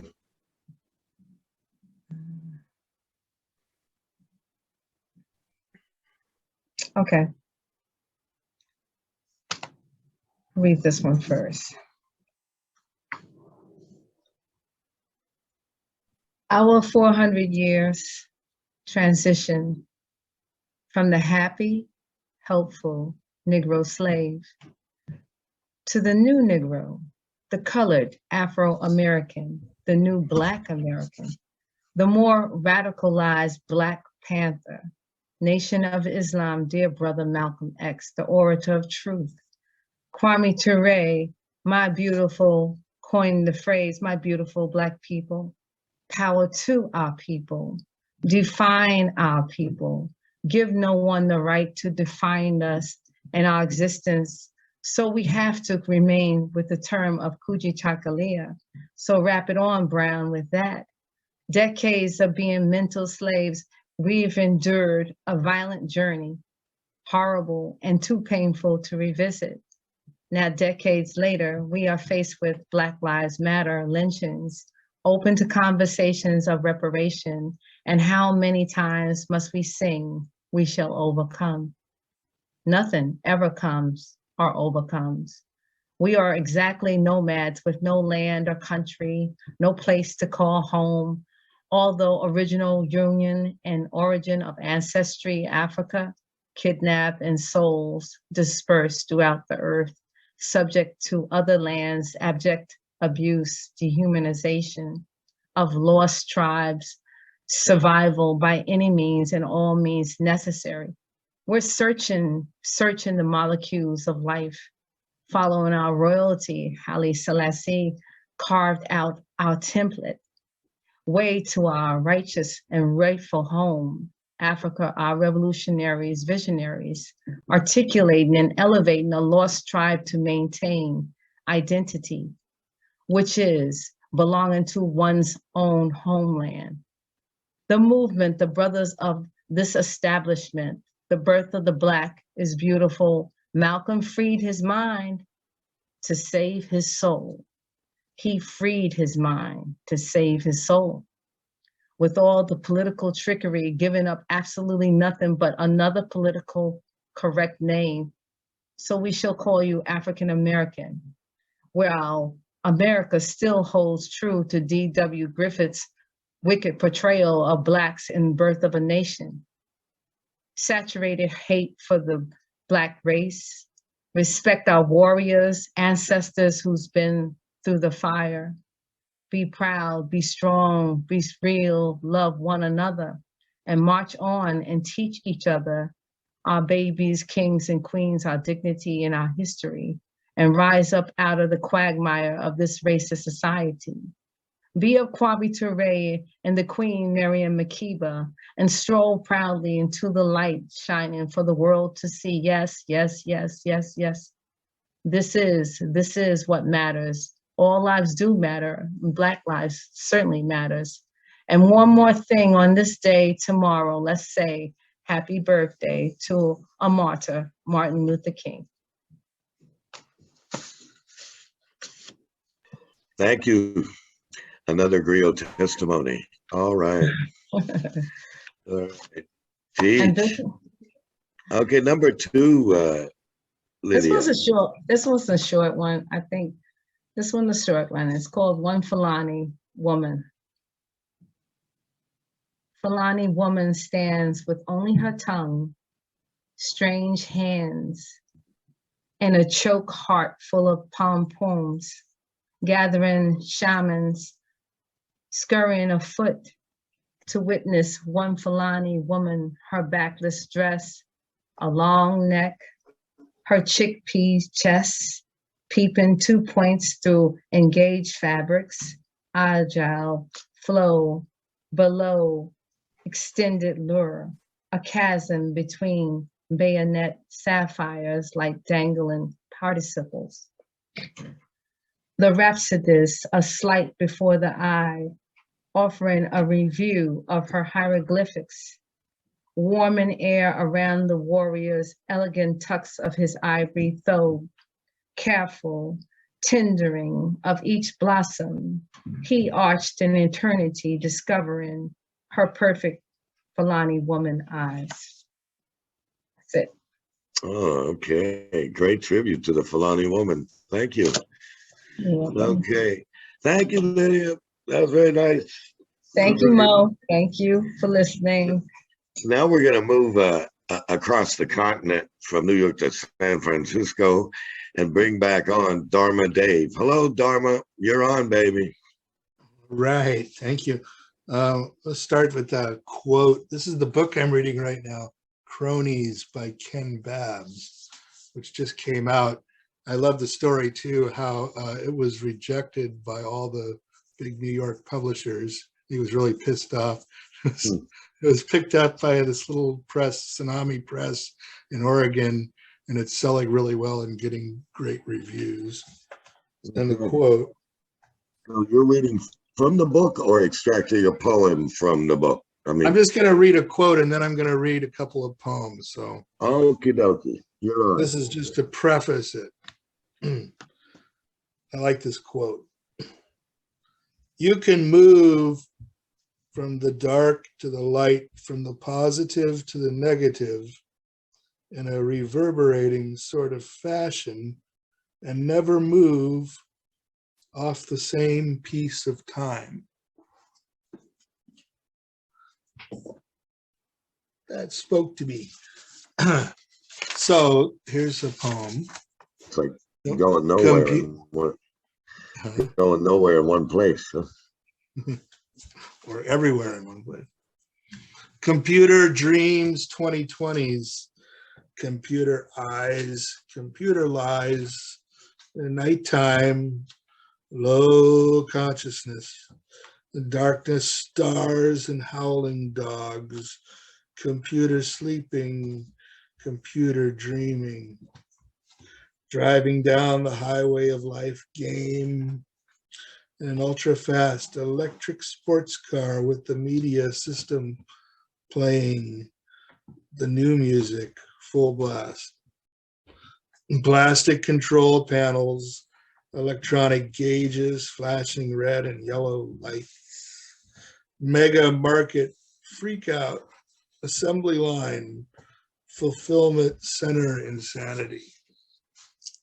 Underground mountain warehouse in USA, in Ukraine, in outer Mongolia, houses the emotionless, ethicless, whiz-bang kids of computers.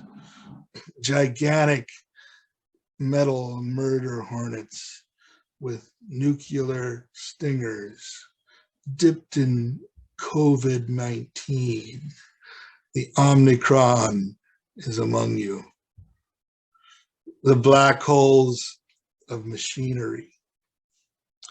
Conglomerate age robots programmed by computer poets steal their way into the hearts and wallets of the world's markets. Computer dreams, mind screens, buzz like dark lines of buzz mind screens, buzz lines of yellow and red light intertwined, nightmare images and ravings, screaming demonic computer fears, the grinding of virtual gears. Zap, pow, light show inside brain, flashing numbers, flashing metaphors, zillions of doses of LSD, a billion eggshell urban sprawls sprouting forth the new generation, problems of world relation, ingested, digested, vomited up again. Computer sleeps, computer wakes, computer seeks singularity.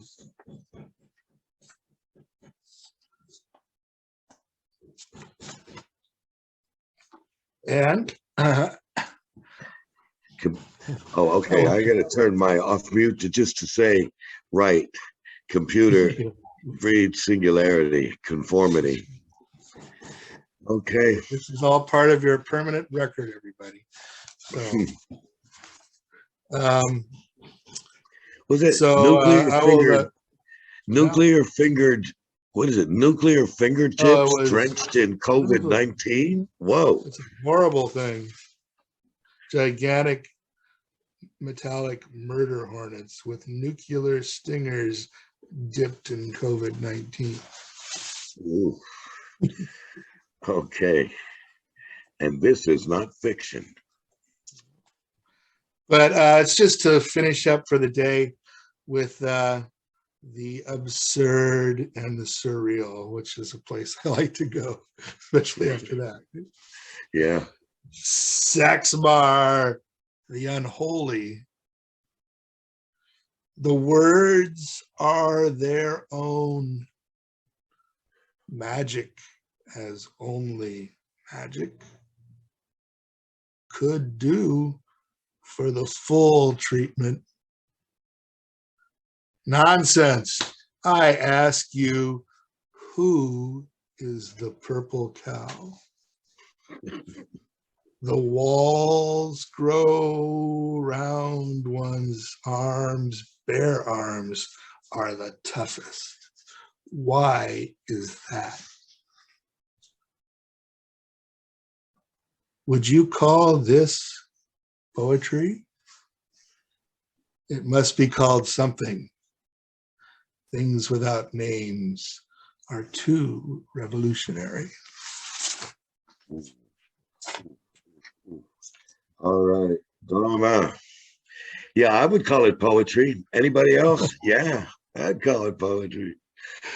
Okay, Dharma, thanks for dispensing some of your absurdism that makes sense. Thank you. Thanks, everybody. Yeah, it makes good sense. Okay, so next, I want to take us from San Francisco all the way down to Ghana into West Africa. We're moving around again, and we'll bring on Benedicta. Benedicta. Hi, Mo. Hey there, you're on.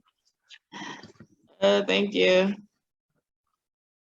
Okay, so the first one, it's a micro poem, and I read, a portrait of loyalty, eloquence, an attestation that sways.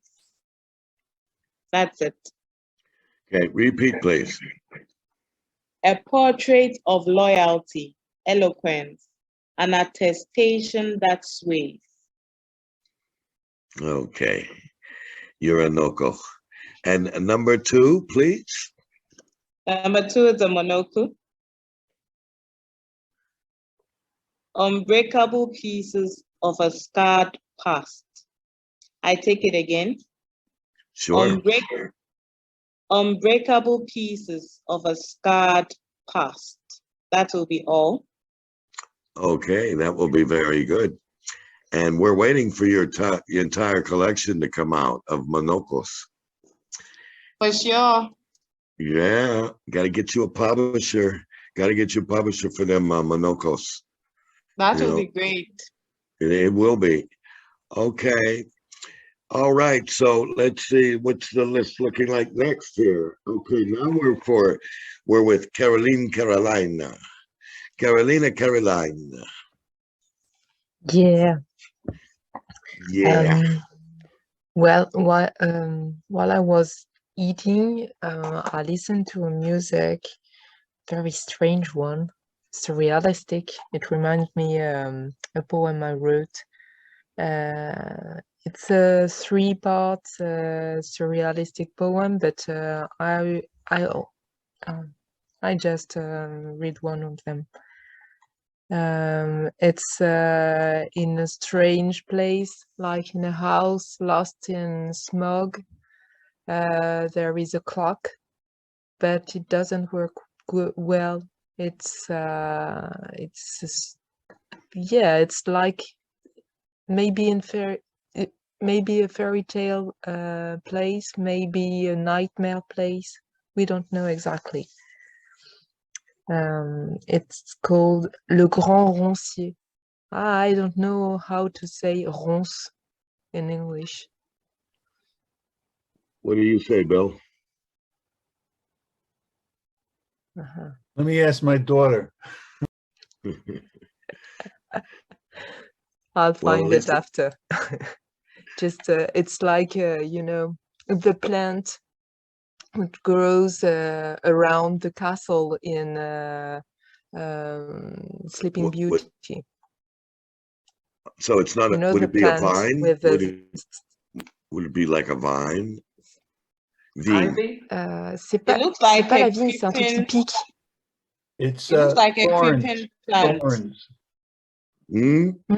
Thorns. It looks like a creeping plant. Mm-hmm. Okay. Like creeping, it goes round the castle. Yeah, Like Jack and the that's it. Beanstalk, something like that. It creeps, a creeping plant. Okay. We're ready. On y va, So this Caroline. is this. La grande horloge est détraquée dans la maison brouillard. Il y a quelque chose de cassé quelque part. Tout est lié, imbriqué, le chemin de la maison est effacé. Des épines de souvenirs griffent le présent et font pleurer les rêves. Elles sont partout cachées, petits morceaux du grand roncier. Il reste le chemin. Je ne sais pas par où il passe, mais mes pieds le connaissent.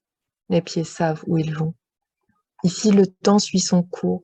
Quelqu'un l'a délivré. On ne le décompte plus. Une heure en suit une autre selon leur bon vouloir. L'homme se fie à la nature, le soleil, les étoiles et la lune. L'ombre portée dit le temps présent. L'horloge est détraquée dans la maison brouillard. Il y a quelque chose qui cloque, cloque quelque part. Le balancier a disparu. La femme a pris les aiguilles pour tricoter des pulls couleur de temps. La nuit éclaire le jour, le passé au présent, un bug dans l'espace-temps. La voilà qui tisse de ses longues mains graciles avec des fils d'histoire de grands mouchoirs livides pour moucher les chagrins, ravauder les déchirures, réparer cette étoffe dont sont faites les rêves. Les mouchoirs de larmes détrempées floquent, floquent dans la maison brouillard. Le chemin suit son cours de méandres en bifurcation, et mes pieds dansent, sautent d'un rocher à l'autre, s'arrêtent, boitent un temps, glissent dans la boue, glissent sur la glace, se plantent dans le sable qui s'écoule lentement, irrémédiablement, entre mes doigts serrés. Sous les pavés, la plage dans le brouillard. J'entends murmurer les ombres. Je sens les fils de nuit de la tisseuse, la face sombre de la lune, pleine d'histoires innommables, indicibles, à la trame barbelée à faire pleurer les rêves, à faire pleurer la peur dans les chaumières. Il y a des pas qui s'approchent de la maison brouillard. J'entends comme un toc-toc quelque part. L'homme a traversé le grand roncier, et tous ces beaux discours se sont accrochés aux épines, lacérés, déchiquetés, écorchés. Il est arrivé le regard plein de larmes, et les rêves en lambeaux. Plus de mots pour le dire. Les belles amours se passent de mots. Leur silence est éloquent.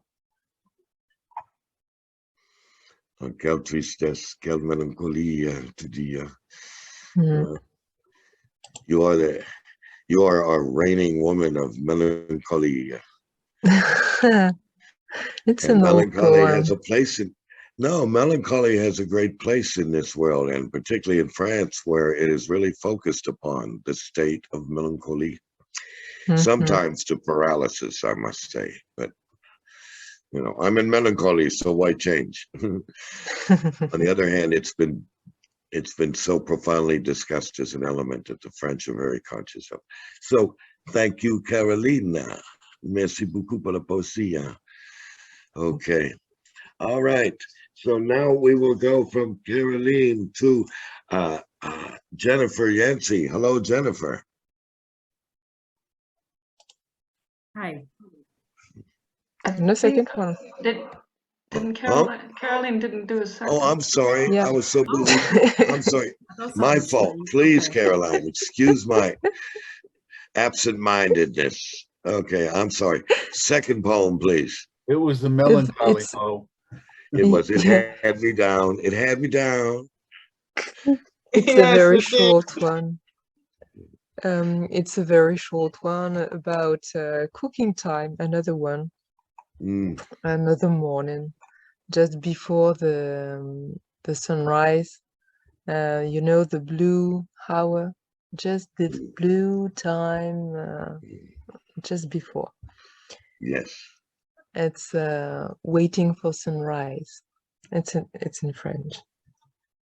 Seulement un cheval bleu et une aube. García Lorca, Nocturno del Hueco. J'ai refermé mon livre, j'ai éteint la radio, j'ai éteint la lumière, j'ai ouvert les volets et j'ai laissé rentrer la nuit. Dans la cuisine, je ventile la vapeur à grands coups d'éventail. En attendant l'aube, je savoure l'heure bleue, l'étoile par-dessus le toit. Nice. Nice. That period in the sky that comes after the darkest hour. A lot of people, right? You know, they talk about that darkest hour. That's neither day nor night. It just sits there. Anyway, and then we get the promise of the blue. So thank you, Caroline. Thank you so much. And I'm sorry I wanted to pass over your second poem, but you know, my hard drive storage, you know, it suffers, my hard drive storage. I'm done. Okay, thank you again. And now we will call Jennifer Yancey. Miss Jennifer, you're on. Okay. Are we sure this time? Are we good? We're good. Okay. All right, this is a short one. Don't look past me as if I were an illusion. You hear this voice, but are you listening? My feet are blistered and voice hoarse from all this minstrel marching and singing. Why do you cram to understand my plea? Yet it's an expectation of you for me to break the barriers in your brain toward common ground and solidarity.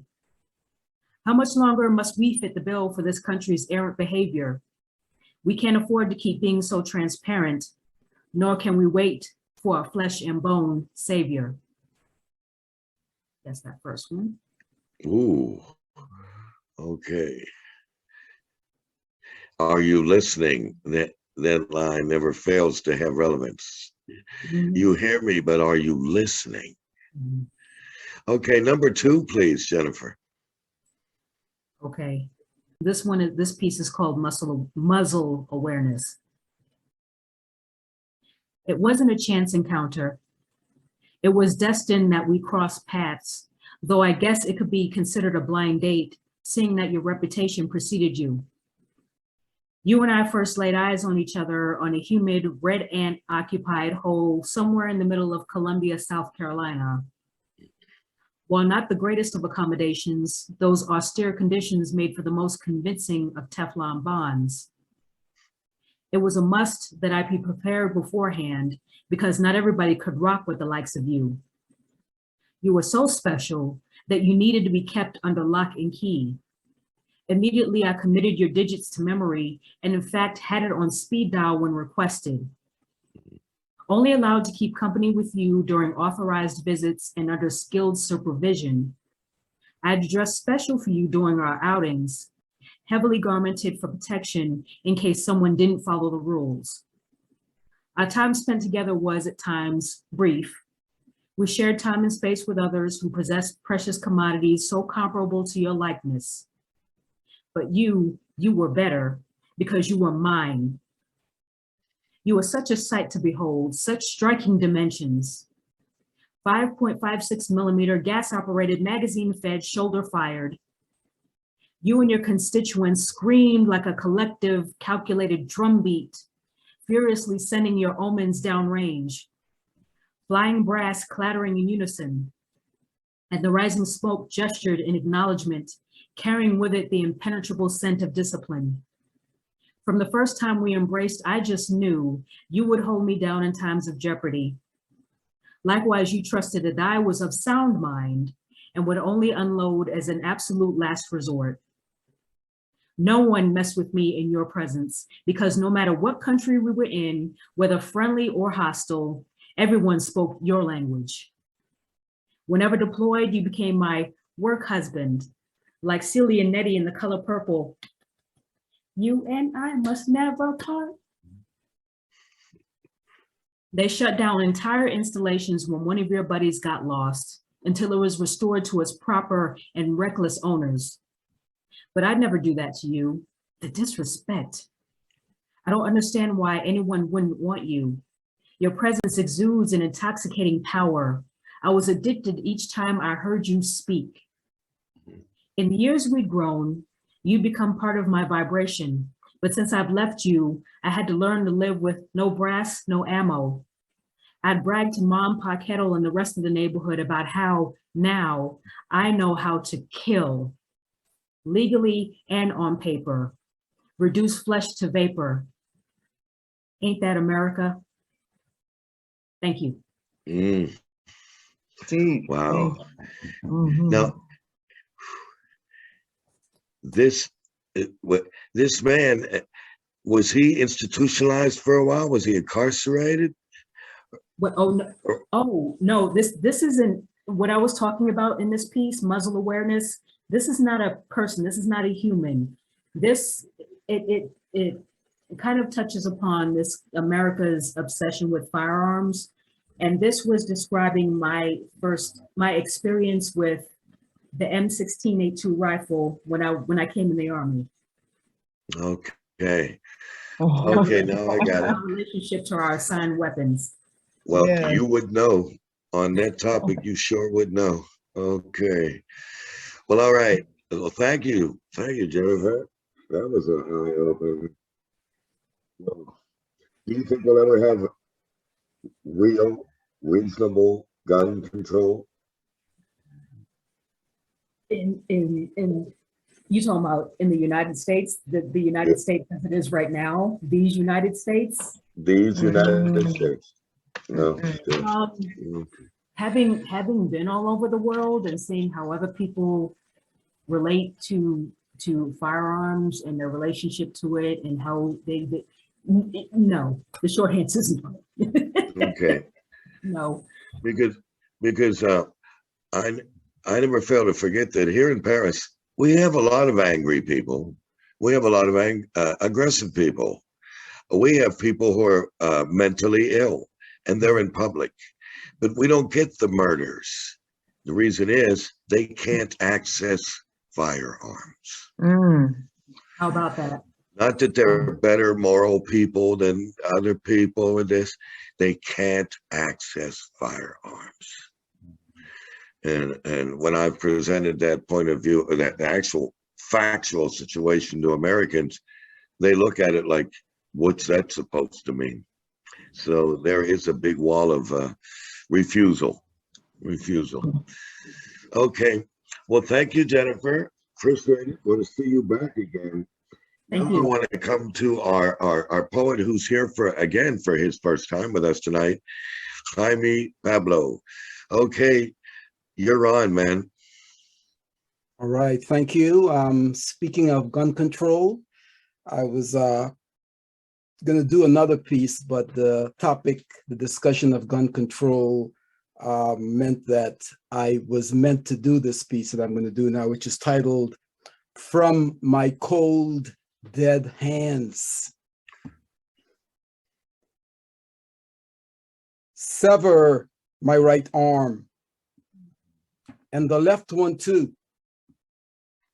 Let blood pour like Rio Grande through every pulsing artery and vein, from the plaque in my brain to the tremor in my toe, until I, cold and comatose, lie prostrate on your baseless floor of injustice.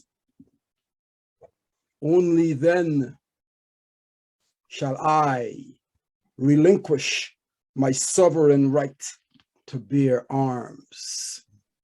Ayo. Okay. And the second That was one what, is Charlton Heston. We're Charlton quoting Heston. Charlton Heston, right? Correct. That was inspired by him. And my final piece is a lighter piece, so let's end on a light note.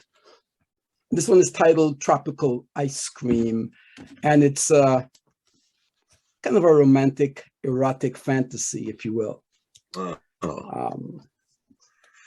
Tropical Ice Cream. The song in her voice grabbed my ear, and I lowered my beats just enough to hear and savor the sweet melody. It was a folksy fusion of Bridgetown and Brooklyn, soca with a twist of rhyme, hip hop on a tropical beach sipping Malibu rum refined to entice a brother hitched to cross the line and switch gears for a moment or two and ditch fear, vows, and resolutions for a moment or two. If I only knew the hoops she would put me through just to get a little scoop of that tropical ice cream, I would do it again. I would do it again and again and again. There comes a time in a mere man's life when wrong is stacked so well, he falls off the right track with Mac at the wheel, blindfolded, and vows to kiss, but never tell. So he wipes the cream off his lips, but leaves a smile that flushes his face in dulcet traces of guilt as he creates an airtight allegory for his next cryptic scoop of dub poetry. Tropical ice cream. Ayo. So that's it. Thank you. All right. I want to get 2 scoops. Thank you very much. That was good. Directly, I want to get 2 scoops. There you go. There you go. That Thank was you. a nice poem. I like your musical voiceover, your tonality. That was cool. Thank you. Yeah, I actually do this over a hip hop track. So I've got a recorded version of it on over some music. So Nice. yeah. Thank you. Okay. Great. Now it's Brooklyn my in the turn. house, always. Yeah. Yeah. Oh yeah. Here we go. I'm gonna read from a book I published called Mo Poems, a Paris collection. That I put out. Now, since we were talking about immigration and determination and mixed with struggle, I have a poem for that. And this poem is about how the Irish got colonized and separated. Okay. It's called Severed Limbs. It's for my cousin Martin, who's from Ireland. He's from Cork. Okay, here we go. Simple folk of sole ownership, muddied cheeks, knee-deep in turf, allowed a stranger among them hurl their Celtic gods upon the rocks. This, their fall from grace, became martyrs and slaves, for Henry and Mary and the boy awaited Patrick's promise. An imposing civilization, the Great Britons cast a dark shadow from an English cross, impaling the best, lessers plowed under, leaving behind hammers and nails we use on ourselves, the price of original sin. Who counts tears and laughters, a gait, step uneven, jigs in saloons, tunes out of key, boasting of something to call ourselves, reaching beyond in search of severed limbs, some of which float in the sea. Old sod, old seed, uprooted, stands defiant, scattered lives wonder the waves, why the poems get done, why the songs are sung, why the banshees scream.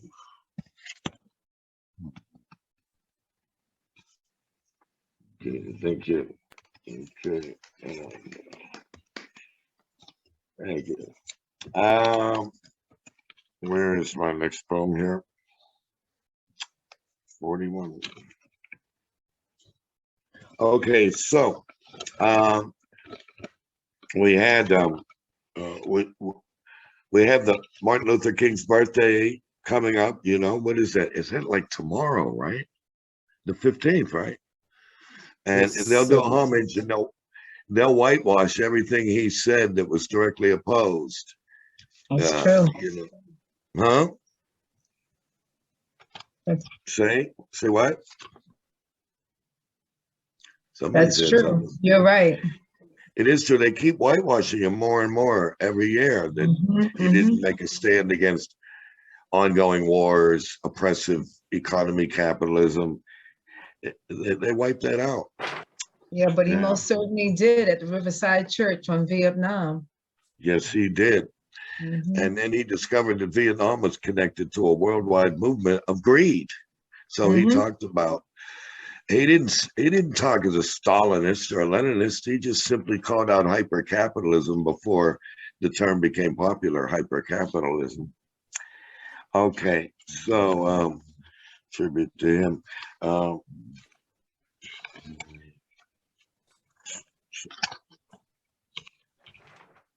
Oh, Jesus, where the, all right, dude, come on.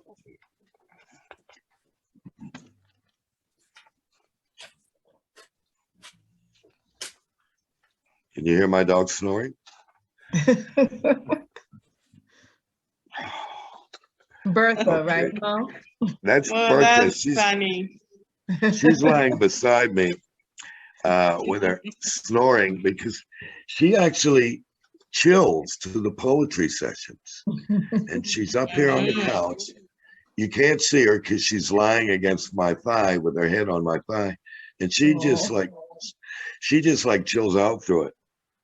Now, my second poem is very recently we celebrated a mournful anniversary on Christmas Day 2004, I was in my Paris kitchen listening to radio, and then French radio, and then suddenly a voice comes over and says, breaking news. It's been reported today. James Brown died. And so I wrote this that same morning time in Paris, and this is called The Day James Brown Died. The day James Brown died, time stopped the clock on the wall. The noisy fridge went quiet. Songbird turned silent. But the tambourine shaker let a two-step backbone twist, double turn split back up with the floor back at your move. The day James Brown died, supreme rhythm maker, beat out a cadence in straight 6 times. The day James Brown died, I was black and I was proud. The day James Brown died, the news reached rivers and oceans and continents did groove.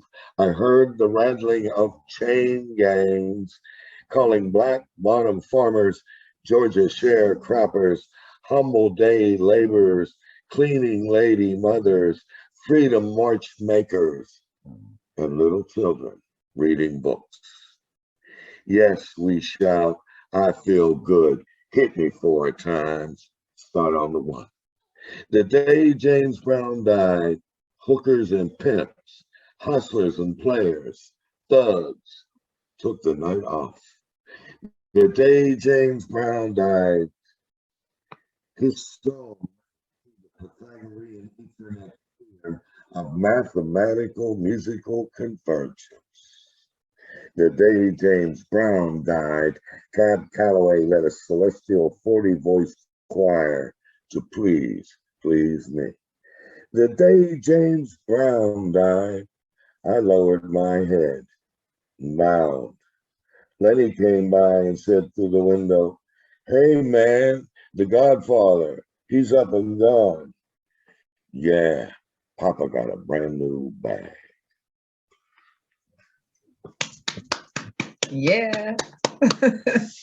Yo, I love that It piece. was That's sleek. great. That was very musical. Yeah, Excellent, Mo. yeah. Thank you. Okay, it's been an excellent evening tonight. This is wild. What are we? 9 poets tonight. And from, as we usually are, it's a world cafe with languages and geographies and everything, and styles of writing and reading. I like that. We all don't sound like we're from the same MFA graduate writers program. No, we do. Go ahead. Yeah. Poetry from the classroom, poetry from the street. Yeah. Poetry from motherhood, poetry from immigration. Woof. And poetry from the deepest spot of melancholy and unrequited love, Carolina. Caroline. Okay. So I'll let you know, for those of you who haven't been around or are new, that after this is over, I do a brief summary of what we did, which is hard to do, a brief summary with all these dynamics. So I try to, do little teasers to let the readers know what we covered. And then I affix a song that I think in some way reflects who we are. Maybe not all of us in one night, but who we are. So that's what I do, and I put it on my Facebook page, Mo Singer. And then Dharma Dave gets around to putting the recording out, and then we pass that around so everybody can hear everybody. You can pick up more fans this way, and that'll be good. Okay, so wow, man, I want to thank. It's the way they are on the screen right now. I want to thank Caroline, and I want to thank Jaime Pablo, and I want to thank Bill, and I want to thank Laura. I want to thank Dave. I want to thank Jennifer. I want to thank Benedicta, and I want to thank Lydia. So what I should have just said, everybody, thank everybody. Yes, thank you, Thank you, everyone. Thank everybody. everybody.